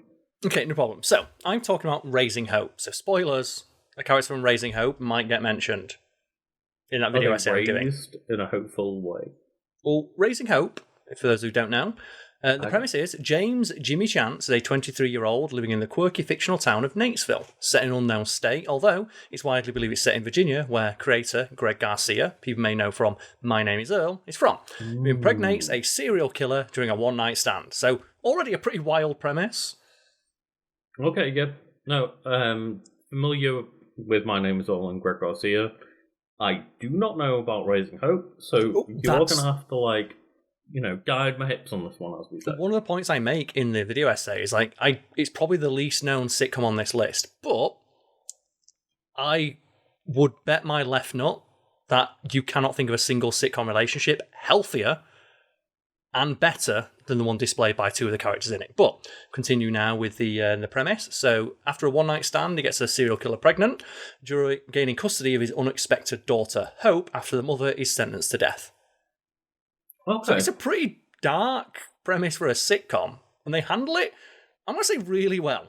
Because Greg Garcia is really good at handling quite serious topics in a ultimately humorous way, by just creating these quirky characters who you kind of just want to root for. Yeah, we will obviously talk about it in a future video at some point, but having rewatched some of My Name is Earl, the fact that they were able to write Earl as a character that can accept people for who they are, for example, at the time, it was way, more of not a problem, but maybe you can fill in the blanks, but I'm just having trouble thinking of the word, but for example, they have a character where the L is introduced to a gay guy. Oh, and he's oh yeah, okay, I have no problem with that. Let's help you flourish being a gay man. Well, Joe, the guy who plays the gay guy, he's in this show. Oh, right, okay. Because Greg Garcia, the reason this show got made is because Greg Garcia, when My Name is Earl got cancelled unexpectedly, Greg Garcia was really pissed off. He's like, well, these actors were expecting to do another season. So he quickly wrote this show so he'd have an excuse to hire them and keep them employed. Like the bigger ones, the guy playing Earl, forget his name. Jason Lee? Jason Lee. He was alright, but the smaller bit part actors, like that dude who plays the gay guy, it's well, he was kind of relying on this to, feed his family. Mm-hmm. So he cast him in a spot. That when he plays a gay guy.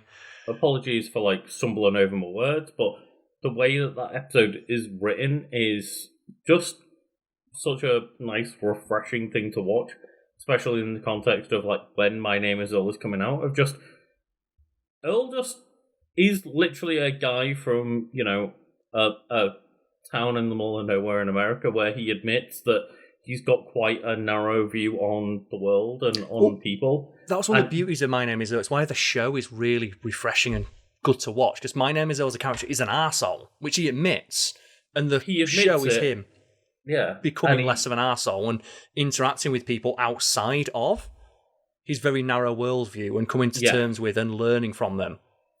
And becoming a better person as a result. One of the very first episodes is him just encountering a guy that is gay, and he's like, oh, okay, well, I treated you like shit, and I need to change my perspective of the world, I should say, and just, it's written in such a nice, accommodating way, and not in a ham-fisted way either, or a way that feels like pandering or insulting. No, I believe that episode's the first episode they did.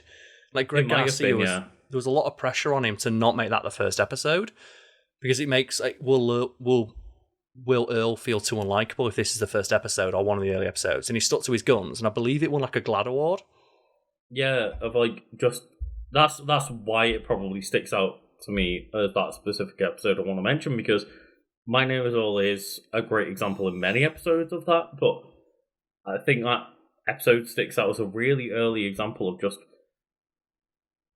being willing to just accept everybody and point out the blindness that other people may have, and just the changes that people may need to make in order to accept one another. And Earl just does it.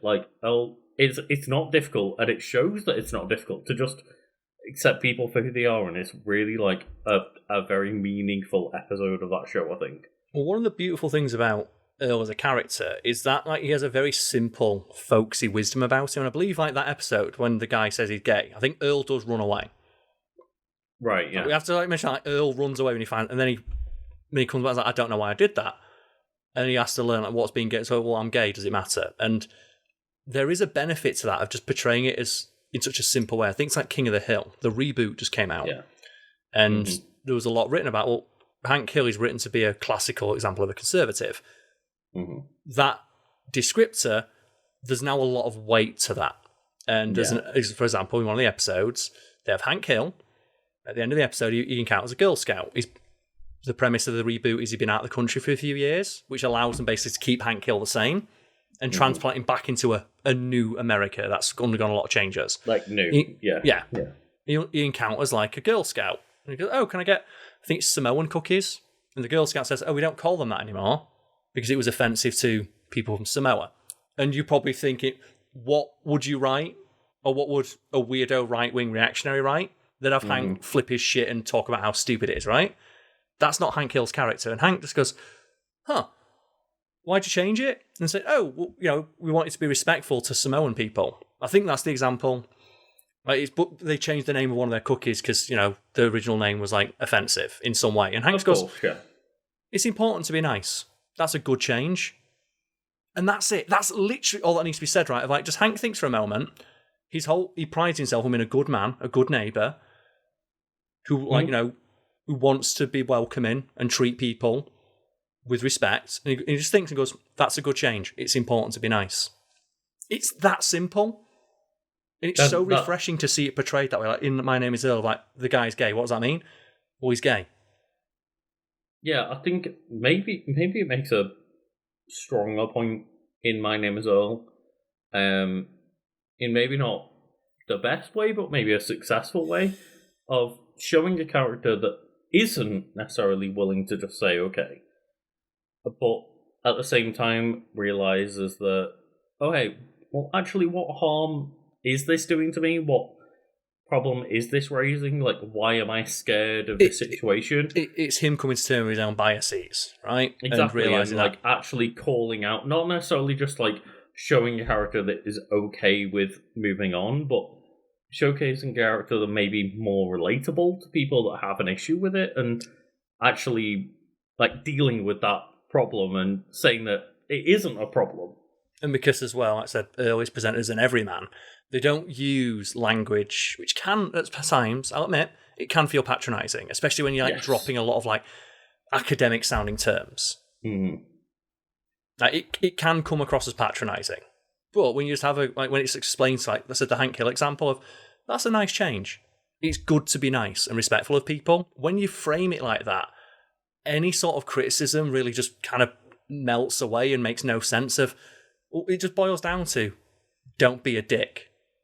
Yeah, and that mentality kind of agrees with our mentality, right? Just like, what's the problem with being nice to people? And like, that's something that we obviously like to talk to quite a lot. So it's quite nice to hear that King of the Hill has that attitude, and I know that King of the Hill is secretly like more progressive than I would have imagined it to be based on the context. Hank is a classical conservative in the sense that, like, small government and personal responsibility, but he also believes in like personal responsibility means that you look after your neighbourhood. And if you are his neighbour, like there's an episode where he meets his neighbour, the Laotian. And it's a bit cringy because he goes, "Oh, what kind of Chinese are you?"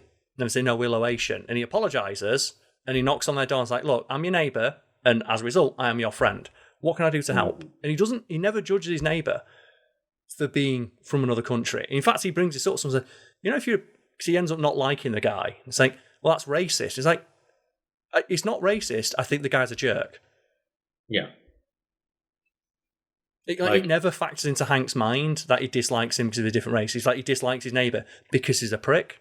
But then he gets to know him and they become begrudging good friends. As long as you're willing to, like, show that they can get along with other people regardless of that, like, it comes across in a very, like, normal way, because to me, I don't dislike or like somebody because of supernatural things, superficial things. Superficial. But, if someone's a knobhead, they're a knobhead. Yeah, right? And that's one of the things that deals with it. I think Earl, and to an extent, deals with that. And speaking of, like, the folksy way they present stuff, like, I've always loved the way they handle, what is it now? Saving the World and being green. So, context, premise of My Name is Earl, guy wins $100,000 on a scratch card, he immediately gets hit by a car. watching TV in hospital. Guy talks about karma. He realizes he's been an arsehole his entire life, and as a result, that's why when he was given something good by the universe, $100,000, it was taken away from him because he'd not done enough good things to earn it. He decides to do good things. He writes a list of all the people he's ever wronged, and he wants to go through life and do that so he can start putting more good into the world than he's put bad. Yeah. And one of the things he tries to solve is, I've littered a lot. How do I fix that? So he goes and talks to a friend of his who's really green. And he goes, oh, you recycle. I drive a car that runs on vegetable oil. You can reuse stuff like that. And Earl gets to the point where he has a breakdown because he watches a news report about, an oil tanker in the ocean. And he has a breakdown of, what am I supposed to do? How can I possibly fix this? I'm one guy. Mm-hmm. And the guy says, look, Earl, it really does. It's nice that you think you want to save everything. You can't do that. No one man can. But if you just do your best, pick up after yourself, and encourage others to do the same, that's good. And if everyone did that, the world would be fine. It's why the ending of My Name's Earl is so frustrating, because the idea that they had that they didn't get to implement. Yes, so I'm guessing you're familiar with the ending. Yeah. So My Name's Earl did not end, and that's why Greg Garcia was pissed. They were told they were going to get another season, so he left season 4, I think, on a cliffhanger, and then they just cancelled that shit. But yeah, season 4 or 5 or whatever. But they had a plan for the ending of the show, and the plan was going to be that Earl would encounter somebody with a list of wrongdoings, like they had themselves, that they were going to clear off, and Earl would, obviously question it and be like, "Hey, so why do you have a list like I do of trying to undo your wrongdoings?" And then they explained to Earl, "Oh, I actually found out from another guy about this thing called karma." Yeah. And essentially it was a backlog of people spreading the word about a guy with a list that was originally Earl.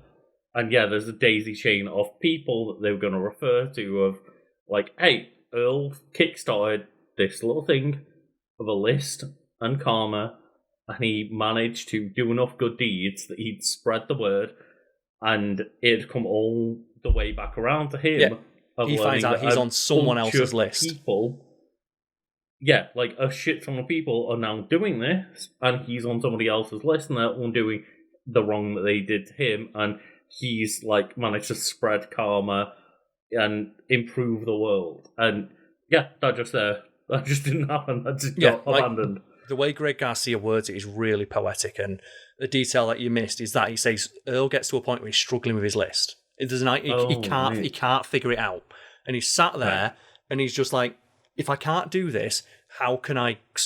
Earl sees karma. He's a simple guy. He sees karma as very binary. I do good things happen to me. At some point, he does start to philosophize a little bit as the nature of karma being more nebulous. But he's sat there thinking, if I can't do this, how can I call myself a good person? At that point, that's when, as you said, someone comes up and talks to him. You're on my list.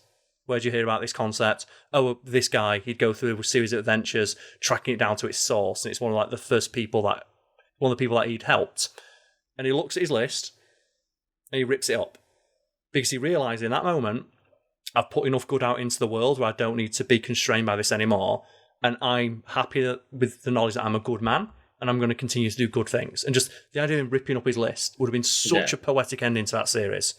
Ultimately, he realises that at this point he's put in more good than bad into the world. And that is the natural end state of that character arc. And he's also content with the fact he can now think of himself as a good man, not a bad man who's trying to make good. He's legit a good man who's put a lot into the world. And oddly enough, during Raising Hope, they reference this.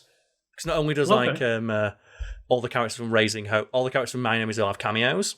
At one point, there's a plot point where they go to Hollywood, and the main character's dad, Bert, meets I'm the head of ABC. Bert just kicks him in the nuts and says, "That's for cancelling My Name Is Earl."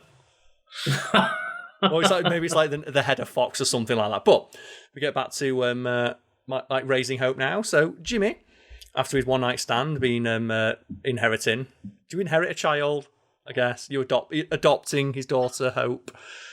If it is his daughter, It's his daughter. Yes. You don't he's inherit taking children. custody. He gets custody. You could tell me and Luke don't have kids, but Yeah. episodes focus on him raising his daughter with his unorthodox but well-intentioned family, and the characters include Lucas Neff as James Jimmy Bon Jovi Chance, Hope's father.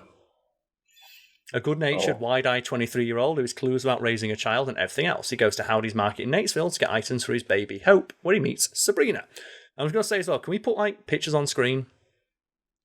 If you remind me. Well, it's more like, do you know what people say, if people have been watching since the Fact Fiend days, people think I look like Bo Burnham. I don't see it, but I think Lucas Neff does look like me.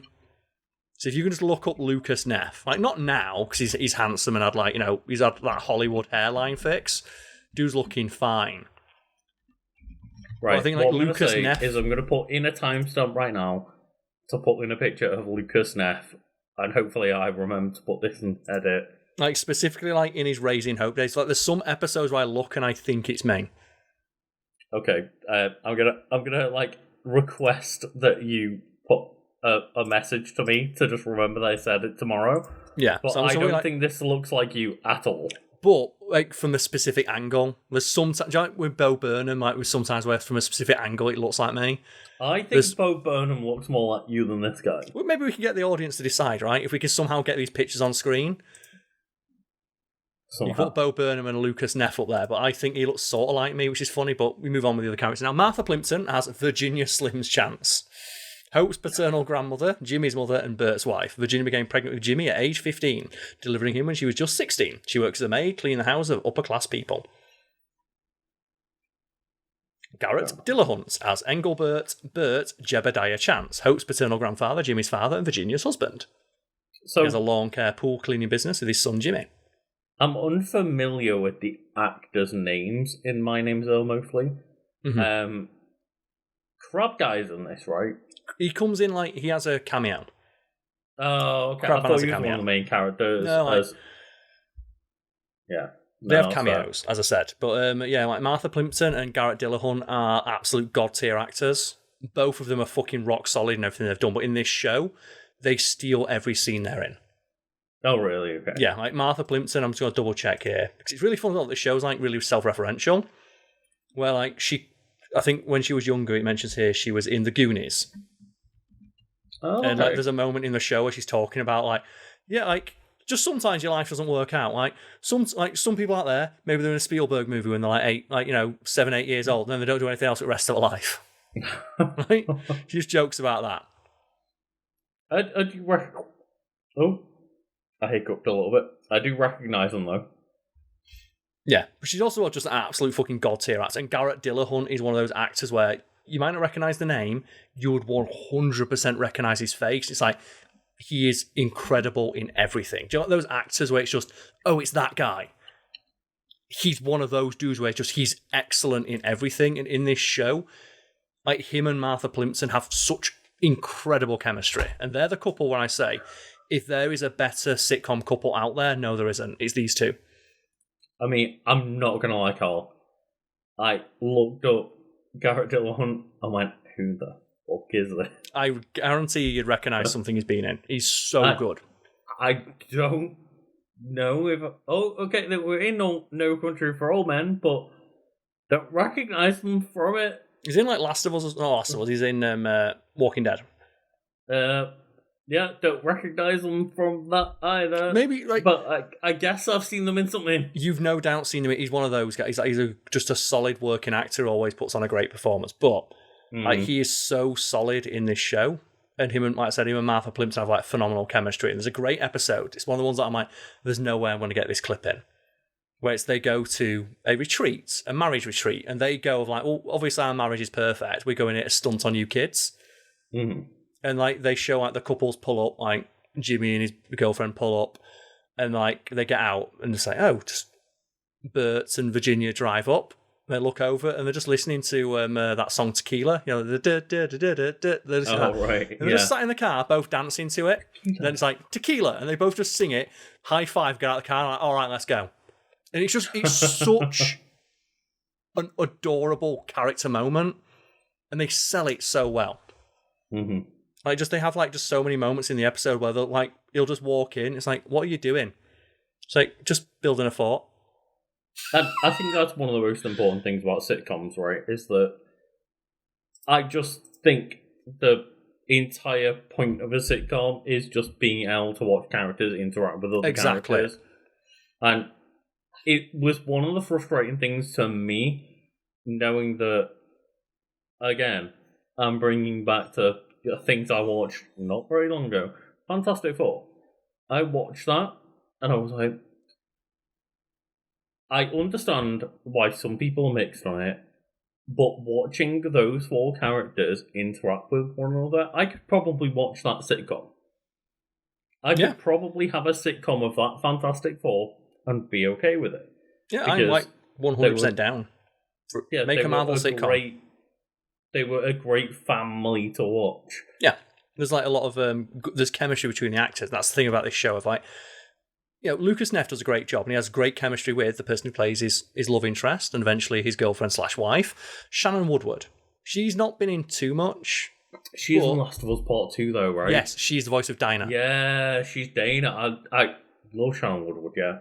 I also, as well, have a big crush on her because like they have an episode where one of the running gags is that when Jimmy was in high school, he was a emo, and he had like his like alter ego like Draco Noir, and it turns out they fast forward like a couple of like a few seasons later, it turns out like Sabrina had a crush on him but didn't know it was him, obviously because he took all the makeup off, and she develops her own alter ego, and like when she rocks up wearing the full goth outfit, I'm like, no, yeah. When I say I'm in love with Shannon Woodward, I mean it, yeah. Yep. Also, as well, like, she just has like fantastic comedic chops. Like, she's so good comedically. Like, do you know when you're looking like, why is she not in more stuff as a comedian? Do you know what I mean? What's like, oh, really? Always Sunny, and it's like Caitlin Olsen has like absolutely fucking phenomenal comedic timing and physical like comedic chops. Like, why is she not just in more movies doing this? Like, why? Yeah. Why is Melissa McCarthy? Was she for like 10 years the go-to comedian who does like goofy slapstick when Caitlin Olsen's so much better at it? Yeah, it's one thing that I found really like surprising when I watched the movie Blackberry, and it's got Glenn Howard in it from Always Sunny as well. And the only moments that really stand out are when he's like angry as shit, and he does the greatest, like, pissed off, angry, shouting acting maybe that I've ever seen. Just like, why has he not got more roles than that? Ultimately, Blackberry, not that great a movie, but Glenn Howerton in those few moments, and those few clips that you can get out of that, he's got such a good role because he just has some like slight moments of absolute just furious intensity, and it's like, why is he not in more just doing that? Yeah, that's what I say with Shannon Woodward. She has excellent comedic timing. Same like Martha Plimpton. Like, I looked it up, like she's done like a lot of like serious roles. Like she's in Frozen 2 as one of the characters. Like she's been like on like Broadway and stuff like that. But she's just got such good comedic timing. Like with Shannon Woodward, was like an episode where it's like first time they sleep together. He wakes up, she's wearing like tights on her head. What are you doing? Oh, it's normal, right? No, it's one time a spider crawled into my ear, so I do this now. And just, I'm not doing it justice, but the way she sells it, of she's convinced that it's a normal thing to do. Mm-hmm. And the longer it goes on, the more pissed off you can tell she's getting with the explanation. It's such a subtle thing, but it must be. It's so difficult. It must be so difficult to portray such nuanced, like, feelings about something, and it's only for like a 5-minute scene. Mm-hmm. There was something very specific about the way where you can see as she's getting progressively more pissed off that he's not accepting that it's a normal thing. And then, rounding out the cast, we have Cloris Leachman, fucking the best. Again, you know Cloris Leachman. You watch Malcolm in the Middle, right? She's the grandma. Oh, right. Okay. The awful, horrible grandma. In this, she plays the dementia-ridden grandma who's just like really kooky and off the wall. Oh, God, all I can think of is just like the life-leeching grandma from Malcolm in the Middle. Which just shows how good she is as an actress, right? She can simultaneously play the lovable, adorable grandma. She's, as well, Cloris Leachman, you can tell. She's past now, but when she was doing this, she was like in her 70s, 80s. You can tell it's like Danny DeVito in Always Sunny, where she's just up for doing anything. Because she knows, like, I've been working in the industry for 50 straight years. I'll do this dumb sitcom and get my tits out. Who cares? I'm Cloris Leachman. Oh, God. When you say get your tits out, I'm just like, Danny just crawling up the sofa. No, yeah, she does, like, the equivalent of scenes like that. Yeah. Like, they have a great episode. Like, I think it's one of the early ones now. Like, Garrett Dillahunt, he's in the bathroom. He's like, do you know where Mormor is? That's the caller, not Grandma Mormor. And she's just in the shower. And just opens it up. And it's like, Mama, what are you doing? It's like, oh, don't worry about that little thing. Just the delivery, though, is perfect. And like I said, the chemistry, and you like Garrett Dillahunt, he's... Oh, there's one moment, I'm going to try and find a clip. I don't think I'll be able to get the clip in, but they have an episode where like they have a sex tape, and they accidentally lose it. Mm-hmm. And like you see Martha Plimpton, like Virginia, being like, "Oh, I don't know what Bert's reaction is going to be. He's going to be so mad." Just smash cuts to him absolutely losing his shit. He's just laughing so hard, and he's just like, "Some guy's going to put in a videotape thinking he's watching Fast and the Furious, and it's just going to be my wiener." If you can find that clip, I guess I can put it in a. It's more. I mean, I'm going to put the clip into the video I'm making. Well, I mean, if you can send it to me in the next like 12 hours, so I don't think I'm going to find it now, but it's very funny because just it. I've read like a few interviews with actors. Like, there's a couple of things that they see like what are the hardest things to do as an actor. One is like laugh and cry. They're the two of the hardest things. Like look convincingly. Everyone in the show is really good at laughing realistically, which is like an underrated skill. Otherwise, like, not cry, they don't cry much, but it's like. I do remember on QI, I think it was when Stephen Fry was presenting QI, they said that one of the best ways to laugh is to breathe out so your lungs feel empty and then try to laugh. Yeah. And that will be like a kind of like cheat for actually laughing on set, and I'm not going to do it now. I don't want to get out of breath and embarrass myself with that. But folks at home, try it out. Just try and exhale to the point where you feel like your lungs are empty, and then try and laugh, and that will be a more convincing laugh. Apparently, well, it's actors agree. Like so I didn't finish the three hardest things to do are laugh, cry, and the other one is act drunk. So the three hardest things for an actor to do. And I want to say throughout the run of the show, all three of those things happen. And every actor in the show nails it. The thing with acting drunk is that you've always got to remember that drunk people are trying to act sober. That's why it's difficult, because there's two layers to it. Like, if you want to act drunk, you need to act... A drunk person will be trying to act sober. So to act drunk, you need to act like you're drunk trying to act sober. Mm-hmm. Which is difficult. There's layers to it. There is an excellent example of, one Charlie Day in Always Sunny, where his drunk acting is great, but he's not drunk to the level of, like, trying to be sober drunk. He's just wasted drunk. Yeah. And there's a scene where he is so drunk that he's drunk like 24 beers and waited for Matt to come back, and he's like pissed himself. He's so drunk, and it is one of the most, at least entertaining, maybe not the most realistic ways of seeing somebody act drunk. Fair enough. I think for me the most realistic drunk acting is World's End, because they specifically brought in like an acting coach to teach the crew and cast to act drunk, because the plot of the film is they drink a certain amount of pints, like 12 pints over the course of an evening. So that's to learn how to act 1 pint drunk, 2 pint drunk, 3 pint drunk, 4 pint drunk. And I still think the best bit of drunk acting in that entire film is just where Nick Frost has just done 6 shots and just goes, well, fuck it, and he walks into a door and just smashes his head through the window. It's like it's a 1 second thing, but I think that's the single best bit of drunk acting in any piece of media. Just where he's like, oh, we're just gonna follow Gary because fuck it, and he just stumbles and smashes his head through a door. Great. Sorry, my chair's being a bit squeaky, but I do think that the drunk acting, you're right, in that film was incredible. Like, I believe Gary King is drunk throughout that entire film, and just the moment where they're trying to explain to him, like, humanity will be better if you follow the colony. He's like, oh, fuck off. It's fuck off, you big lamp. Fuck off, you big lamp. Yeah. That's a great line. I also like I so believe that Gary King is just drunk off his ass at that moment. Or the one where he's like getting mad at Nick Frost of like, a man of your legendary stature drinking fucking rain. It's a great way of wording someone drinking water. I like that one. But that's when he's sober. That's what or ish. That's the twist right there. He's never been sober. Mm-hmm.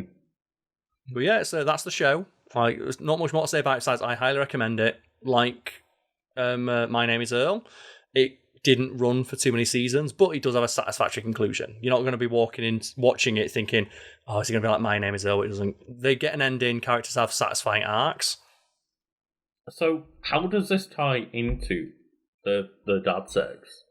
Because I believe Garrett Dillahunt and Math Plimpton, so Bert and Virginia, I think they have the strongest relationship of any couple I've seen in a sitcom, and that the strength of their relationship factors into their sex life. Like, there's an episode where they have a sex tape, and they lose it, and they find it, and it turns out that another couple found it. Oh yeah, that's what shenanigans happen here? Well, the other couple say like, look, we watch it, can we buy it off you? I'm like, that's weird. So no, we don't want to watch the sex stuff. That was great, well done. And you see like Bert being like, yeah, sorry, I did a good job. So no, it's the other stuff. So what do you mean? They didn't realise, they've obviously not watched it in years. So look, here's the edited version we show our friends. And it's like basically every moment where they're not having sex, just them talking to each other. They say, we modelled our entire relationship on this. This is the literal most private moment of your life. And you still take time to comfort each other. Like, they have a bit where like, just middle of the take, like Bert picks up like a moth and lets it outside. And just they start talking like, I love that you look after animals. It's like, yeah, you know, I want to put good things out into the world. And it's like, that little guy, he didn't want to come in here. I didn't want him in here. I'm going to something to that effect, right? Mm-hmm. But they just have all these little moments of them as a couple. And as I said, like another couple in the show literally model their entire marriage after just 10 minutes of them being themselves. And I think that it's just, I can't think of another relationship in a show that's portrayed as strong as that. Yeah. And it's never played for a joke. They never have like the usual thing with a couple in a sitcom of arguing. Ever. They never have that. Like, they never have a moment where their relationship is strained, and if it is, it's due to a misunderstanding that they almost immediately solve. Mm-hmm. I think just that specific twist of another couple sees them in their most intimate, private moments, and is like, this is what marriage goals should be. Look at, like, you... Oh, no, sorry. I was going to say, like, I've got maybe an example of both in my head. Do you have an example of, like, other than this one? Like, you know, quote-unquote marriage goals in your head from a sitcom? Well, people are, like, sitcom-wise, no. Film-wise, people will say, like, Morticia and Gomez. It's the solid pick. I'm specifically saying sitcom. I can't think of a sitcom maybe where Wednesday can be classed as sitcom now, I don't know. But, like, Gomez and Morticia aren't the focus of that. No, it's Wednesday Addams. But yeah, but I can't think... The Addams family is a pretty ideal family. And I imagine someone would probably pick that as an example of, like, well, Gomez Addams, like, that's not a sitcom. Which I'm waiting for it. People very don't... funny that Wednesday and... Sorry, the Addams family is... It did start as a sitcom, admittedly. It's picking apart the American regular family. Yes. In the way that, like, it's trying to make fun of a regular American family, and they are the perfect family. Yeah, it portrays, like, it's a direct inversion of the typical nuclear family, and the way they invert it is by having a husband who loves his wife and dotes on his children. But yeah, I don't know. A family that actually love one another.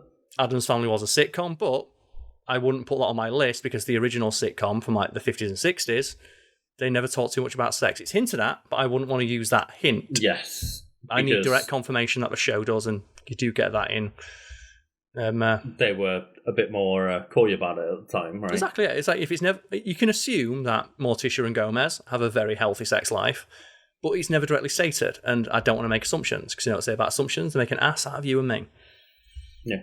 And, well, go on. Who's your other example? Well, my example of like maybe a great relationship that is kind of like a messy relationship, but a great one in terms of the only thing that really matters is that they both give a shit about one another and are there for each other, is in Parks and Recreation. And that is with I'm trying to remember the names, but Aubrey Plaza and Chris Pratt's characters. That's a solid relationship, yeah. Like whatever they have works for them. Like I think the more obvious answer is Leslie Knope's relationship with Ben, but I actually think that theirs is maybe a more healthy example of just going through the shit, and even if things aren't ideal at the time, they just manage through it. Yeah, like they struggle through, but there's an earnestness there that shows that they're unapologetically themselves and they love each other for that. Yeah, like even Chris Pratt, obviously his character Andy, he like goes over a lot of changes over the first couple of seasons, but he ostensibly is portrayed as the most unlovable, jerkish, lazy asshole character in season 1. Mm-hmm. But then he finds his person, and she lets him accept. And obviously, again, there is writing involved in changing the character a bit, but she helps him become a great person, he helps her become a great person. And for marriage goals, as you say, marriage goals will be a relationship where you make each other better, which is what happens with those. Whereas Leslie Knope kind of stays the same. She doesn't really change that much as a character. Is a very driven character throughout, which makes it hard for Ben to really change her, but she changed Ben. But yeah, in terms of like Andy and I'm forgetting April. April, thank you. Yeah, Andy and April, they both change each other for the better, and I think that's like the maybe most ideal sitcom relationship I can think of, because they both come from really not great starts that end up in fantastic endpoints by the end of the show. And that's like, ideal relationship there, right? Or like I say, it's a relationship where you can see it as couple/marriage goals. Also, neither Leslie Knope or Andy and April qualified for, Ben Wyatt qualified for sitcom dads because they're not dads until later in the show. One of the criteria is pretty much like they need to be a dad. Everybody that has a kid is at the very end of the show, right? But it's at the end of the show. It's like something like Ron Swanson, right? He doesn't have a kid until later in the show. Yeah. And that's like one of the criteria I had, because if I start doing that, then calling them would you describe Ron Swanson as a sitcom dad, or would you describe him as a sitcom character? I would definitely describe him as not a sitcom dad. However, he must be up there in terms of sitcom characters that are good at sex, because he gets carpet bird on his mustache, Karl. Yeah, his mustache rubs off through fiction.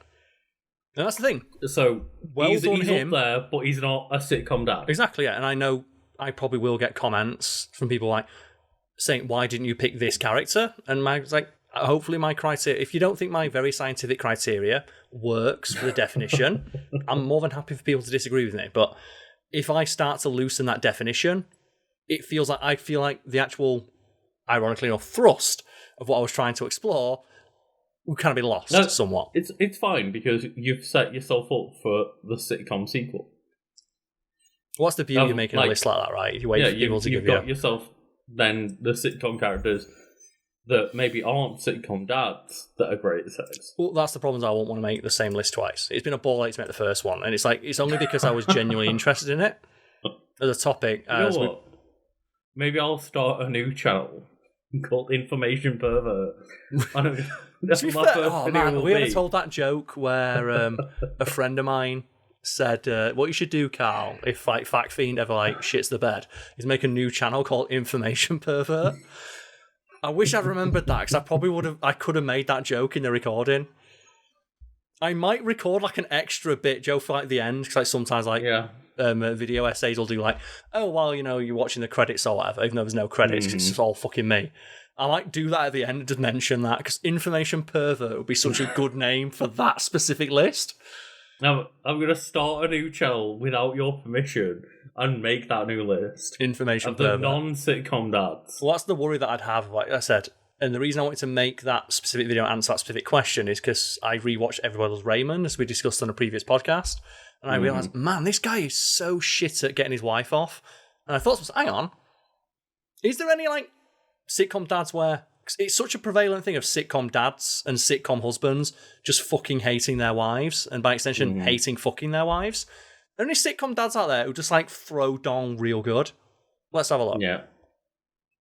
And, yeah, maybe I'll pick, like, sitcom people that are good at sex. I can pick non-sitcom people if you like, are good dads at sex. I understand that's the thing people like to do. If they have an idea that does well, they want to keep cashing on that.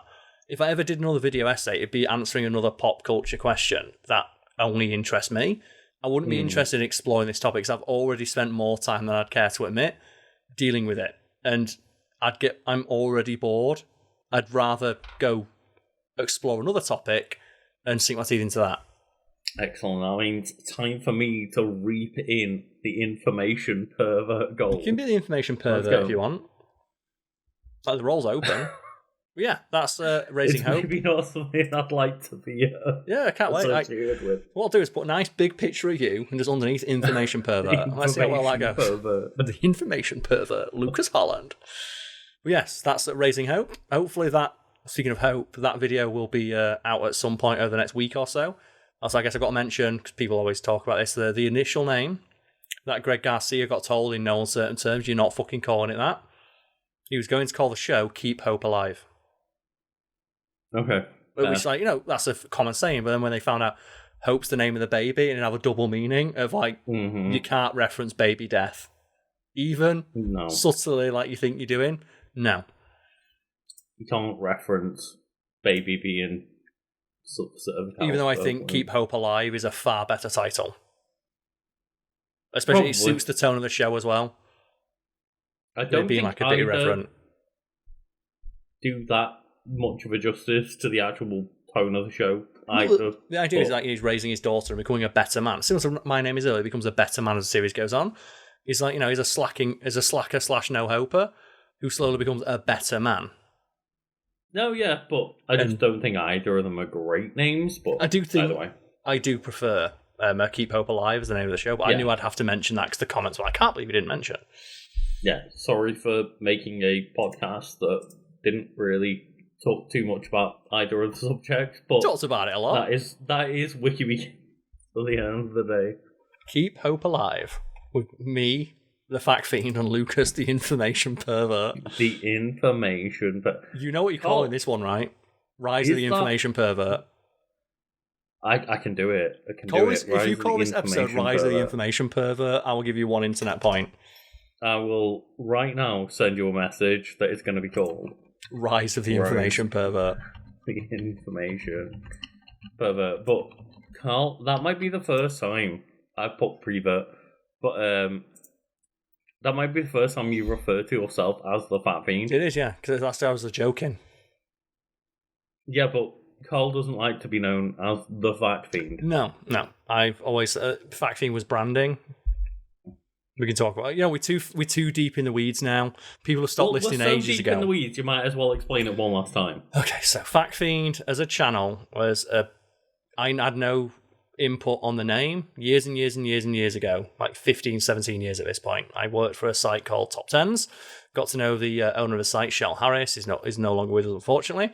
I would write these little posts on Facebook where offcuts and like tidbits from articles and scripts I was writing or researching, and call them like fun fact for the day, because I like alliteration. If people can't tell from Wiki Weekends, I love alliteration. And they thought that was a fun idea, and they asked me, do you want to make that into like a series or a website? I went, yeah, it'd be fun, but I don't know how to set up a website. You say no more. They worked in website design on the side. Mm-hmm. A couple of months later, they come back and say, "Oh, Karl, here you go. What? Here's a website. It's for you. Here's the login information. I've taken some of the posts you've made in the past couple of weeks, put them up as like your beginner posts. You can go in and edit them and add some like header images. Here's all the assets. It's called FactFiend." Okay, what's FactFiend mean? I went, well, I know you like alliteration, and I was looking for domain names that were available, and all the ones with fact in the name, that was the only one that was alliterative. So I have no affinity or well, I do now, because obviously it was obviously now the guy who designed the logo, Shell Harris. He designed the logo on his own. I think it's cool. It's like a little demon reading a book. It's really clever. I had no input on it, and because it was designed by someone. The hands are like the F and the D, right? I think it's a really clever logo and title. Just, I had no input on it, so I have no affinity for it, although I do now, just because of what it means to me, that Shell association meaning now. But at the start, it was just something that was thrown at you. It's just a name, right? It's like I wrote for Cracked. I didn't think I am the crackhead or whatever the fuck it is. Like, no, I write for a site called this. Karl Smallwood, the crackhead. The crackhead / information pervert. Yeah, I saw it like that. But when the channel took off, people made the assumption that I was calling myself the Fact Fiend rather than it being a brand that I was creating content for. But I guess because I saw it as different, but I understand why people thought of it that way, because ultimately I'm not working for a company, because it's a company I own. It's a brand I own in its entirety. I wrote all the content. I now make all the videos. I edit all the videos. It was my idea. Literally everything on the channel was my idea, but I never felt that it was me. Mm-hmm. But I can understand people would make that assumption, like, oh, you're the Fact Fiend. It's like, no, I'm Karl. The channel's called Fact Fiend. It's like MatPat is not game theory, right? No, of course. Like that continued on without MatPat and stuff, right? And even MatPat is not MatPat. Yeah, their name. But at least Matthew, that's like, a Patrick, I think. Variation of his name, right? Yeah. But that's how that came about, and I have no affinity or like affection for that name. And when people call me, I do tend to get frustrated, because for me it means they've not paid attention. It's like, how can you say you like the content if you've not noticed that at no point do I call myself that? It's like when people misspell my name. Yeah, but you've made such a point out of not spelling it with a C that I never made a point about it. I said it in one video 10 years ago. No. You have at some point raised it on Wiki Weekends as well, so it's at least 2 times. Anyway, that's the story behind that. I do like the idea that Wiki Weekends is presented by the crackhead and the information pervert. I was thinking Wiki Weekends as well. That's that origin is more nebulous, where neither myself or you remember exactly who came up with it. I remember the podcast that we came up with it, but we had a discussion after the fact. Who came up with the exact idea of like, let's make this its own sub entity or whatever? But I remember the discussion on a podcast where we brought up Wikipedia on Pokemon Go and was like, hey, we got a good discussion out of just reading and riffing on the Wikipedia for Pokemon Go. Could this be a separate thing? Yeah. I don't remember where that went. Like, the gaps between that and then becoming its own side series on Fat Fiend, I don't remember the gaps between that very much. And it's why, for the most part, we just agree it is a joint idea and we split all of it 50-50. Which I'm happy to do, because it seems the fairest way. Whereas Fact Fiend, that is 100% fucking me.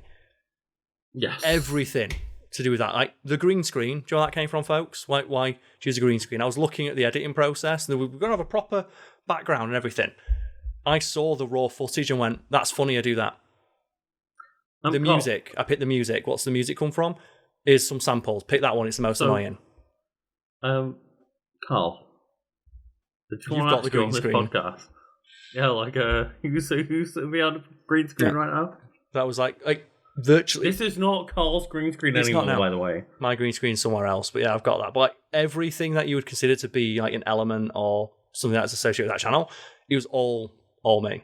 Every word, every even all the edits and stuff. I remember in the recordings, like if you won't remember this, I'd say like put a clip in here of this, and I'd even like prompt you. Here's the question I want you to ask to lead off of this part of the discussion. Not to say that everything is like quote unquote fake. But there were some times where we'd riff and conversation would happen and we would just roll with it. And there's some times where we didn't have a response and Karl would say, okay, ask me this question so I can then prompt into the next thing that I've written in the article. Yeah, and it's not something I relish doing, because ultimately it was technically ultimately a group effort. But I do feel like I probably should, be proud of the fact I did basically build something entirely by myself. Obviously, I had help. Like I said, Shell designed the website for me, giving that push, but there were multiple people behind you that ultimately... I had some pretty big coattails, yes. Well, no, I was going to say there were ultimately a few of us behind the scenes over the years that helped with things that you weren't necessarily comfortable with at the time, like editing or just providing a voice off camera for you to riff off, or for you to prompt. And that happened, and that was the thing. But at the end of the day, every single article was written by you, and it could have been presented more like a factual video without us, because you'd still done the research, written the article. It was just ultimately trying to find a new presentation style that others weren't doing. Which all came from me as well, yeah. The prompted thing. I don't enjoy doing it, but I guess it is important for me to be proud of that. My dad always tells me that you should be proud of it. I think we're on. If I look at my recording right now, podcast 118. Yeah. There's not many times where during any of these recordings we sit there and take our time to actually, be thankful and talk about our own achievements. But I would say that is a big achievement, and I think you should every now and then be able to talk about it. The only thing that I really shoving it down our throats, but you achieved a lot, and it's not illegal for you to be able to actually enjoy that fact every now and then. Yeah, ultimately the only thing I care about is that it was on I managed it off my own back, buy myself a house. So I always said, you probably remember when I started, what's your end goal? Cash out and buy an house, baby. Bear in mind, this is the person that almost until I was on Fact Fiend, I didn't know what Karl was doing for a job. Because I never talked about it. I never saw it as being all that impressive. Yeah. I joined Fact Fiend with maybe about 3 to 6 months of knowledge that Karl was doing YouTubing in general. And just assumed, my mates are all doing okay. They're not talking about their jobs because we're all hanging out and want to talk about cool stuff rather than our jobs. And yeah, people may sit there and go, oh, Karl's just bragging. Karl is not the person to brag as a close friend. Yeah, again, I literally barely knew what Karl was doing until I was the person brought into helping him do that thing. Yeah, it's all ancient history, and it's a story for another day. People are interested about it, let us know. You can ask about it. We've got a Q&A section on the Discord. It's not really something I feel is all that interesting, but people are interested. There's probably more we could share, but we are getting the 2.5 hour mark into the podcast. Yeah, so we've got about you stop that right now. I've got to go. I've got to unpack my bag from earlier. I've got to eat. I haven't eaten the today. Information pervert hungers, yes. 9 p.m. Oh my god, I need to go cook some goddamn food. Exactly. So thank you for watching. See you all next time. Have a great day. Thank you all. Wow, Karl. That was a really great video that we both just watched. It was indeed, yes. I greatly enjoyed our discussion of Topic. I love Topic. I do, yes. The stuff we talked about while discussing Topic was very interesting, and I hope the audience found it interesting too. You're one sexy man. Fill up, J. Fry. And who else we have to show love to, Karl? That would be, of course, the people on our shout-out tier over on our Patreon. We certainly do, Lucas, and if anyone would like to join our Patreon to get a shout-out at the end of the videos, they can do so by following the links found below. As a reminder, we have a standing offer, a challenge, if you will, to our audience to try and come up with a name to shout out. that is difficult for us to pronounce or just embarrasses us with our lack of knowledge, as people did last month with the reference to the Transformers movie we didn't get. Yeah, I mean, yeah, that was a rough one. People certainly let us know about that, but hopefully maybe we do a little bit better this time with knowing what all the references are. Ba weep grana weep ninny bong. Ba weep grana weep ninny bong. Well, I certainly get the reference in the first person we have to shout out. So the first person we have to give a shout out to is Bee of Awesome. Specifically, their name reads, Bee of Awesome do a fusion dance to make Karl or Carcass. P.S. Wish me luck with the calves this month. And Lucas, are you feeling a fusion dance? I mean, yeah, sure, let's go. Okay, so do you remember the fusion dance? I do, because you got to kind of go that way and then that way. You go that way, and then it's you want to do that. So fusion. Huh! There we go. We did our best. The Discord but also fusion. like, we'd have to get really far back as well to make sure we could fit our arms on screen. Because I feel like with our height difference, if we try to do a fusion dance, we would do the thing where your fingers don't quite connect, and we'd end up creating like a really skinny one or a really fat one. But then the next person we have to shout out is Dan Daly. So thank you so much, Dan Daly. And I am a big fan of the alliteration. The more alliteration, the better, in my opinion, which a couple of our Patreon supporters have taken to heart by turning their name into a tongue twister. Mm-hmm. Indeed. But there's no tongue twister here, Lucas, with Judge Dredd. Simply Judge Dredd. And I just want to give one more shout out, because every time I point out that Judge Dredd is supposed to be like satire, some people don't get it. And it's like, do you really not get that it's supposed to be satire when Judge Dredd uses white phosphorus indoors? Shh, Karl. That's just badass, right? That's just cool. It's like, well, I didn't realise Judge Dredd is a commentary on the over-militarisation of the police. White phosphorus grenades authorised for use indoors, next to people's houses. Oh.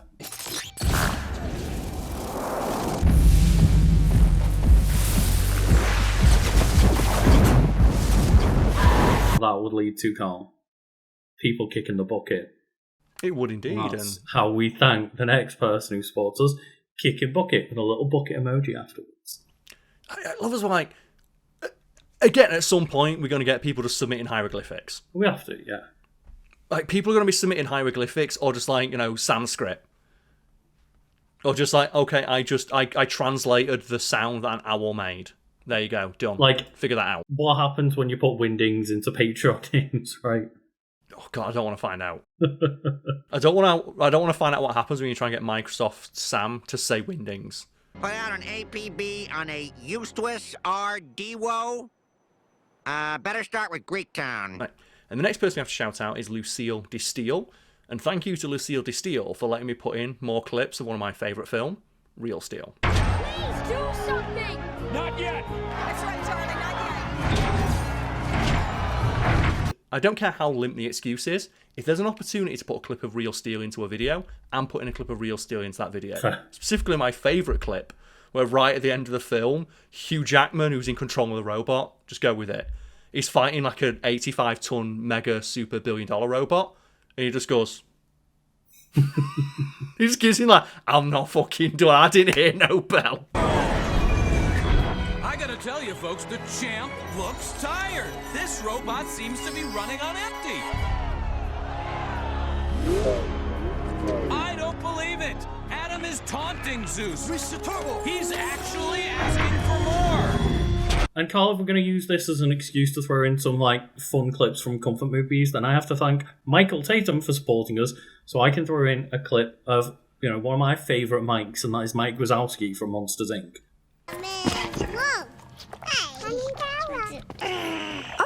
Oh, well, hello there. What's your name?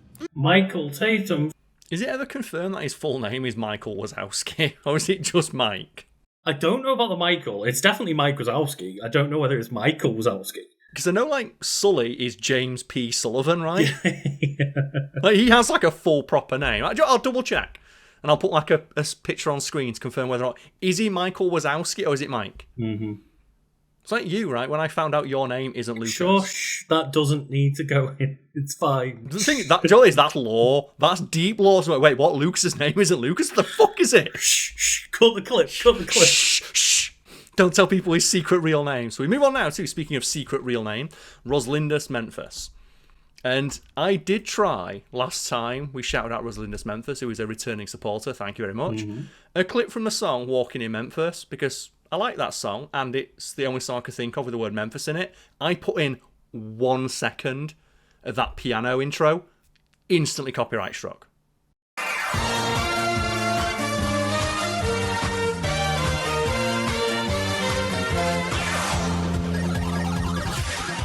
Keep in mind as well that this shout out goes at the end of the video. Yeah. So at the end of a 50-minute long video, whoever owns the rights to that song, Mark Cohen, I think it is, his music label must have seen this video. Oh, it's a 55-minute long video. They use 1 second of his song. We own that shit. We can claim all that money. It's like, fuck you. I'm going to make things a little bit more difficult for you then, Karl, because I'm going to say, thank you to the next person who is on our chart tier, of course, Split Screen. And I was going to mention, as you mentioned music, just putting in some Starscream music from Transformers Devastation.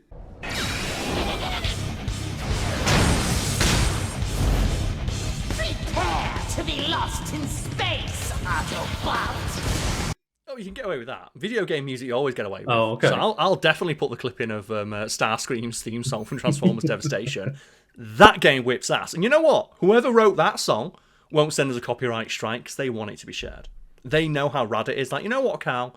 You put that clip of Starscream's theme in. It's awesome. More people need to hear it. Hopefully a Transformers clip will make up for our devastating Transformers miss last month.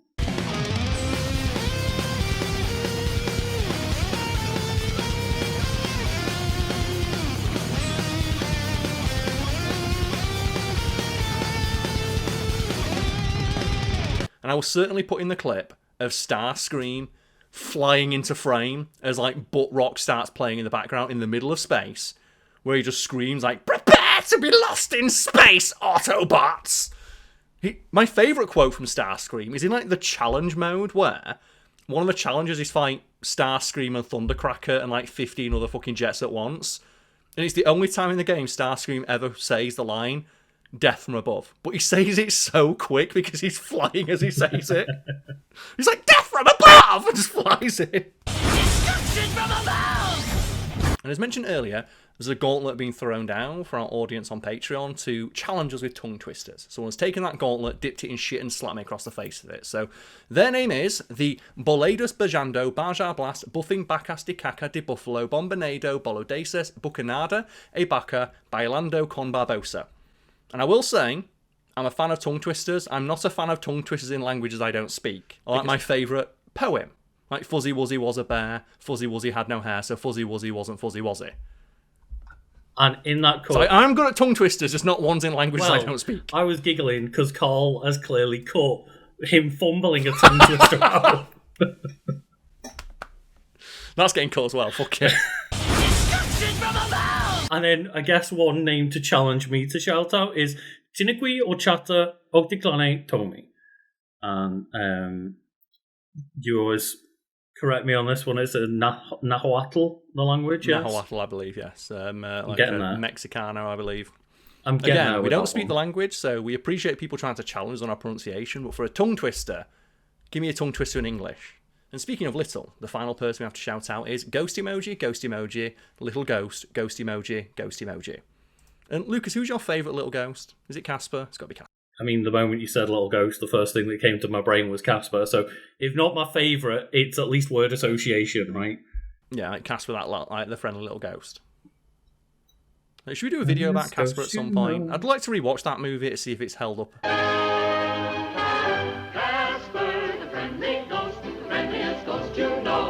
To be fair, I would actually low-key kind of love a reboot of Casper the asshole ghost with a gun. Oh, dear. But yeah, I guess thank you all once again for a new month of more support from all you lovely folks. And yeah, it's just always appreciated. Thank you so much. Support is never expected, but always appreciated. Thank you. Have a great time. Yeah.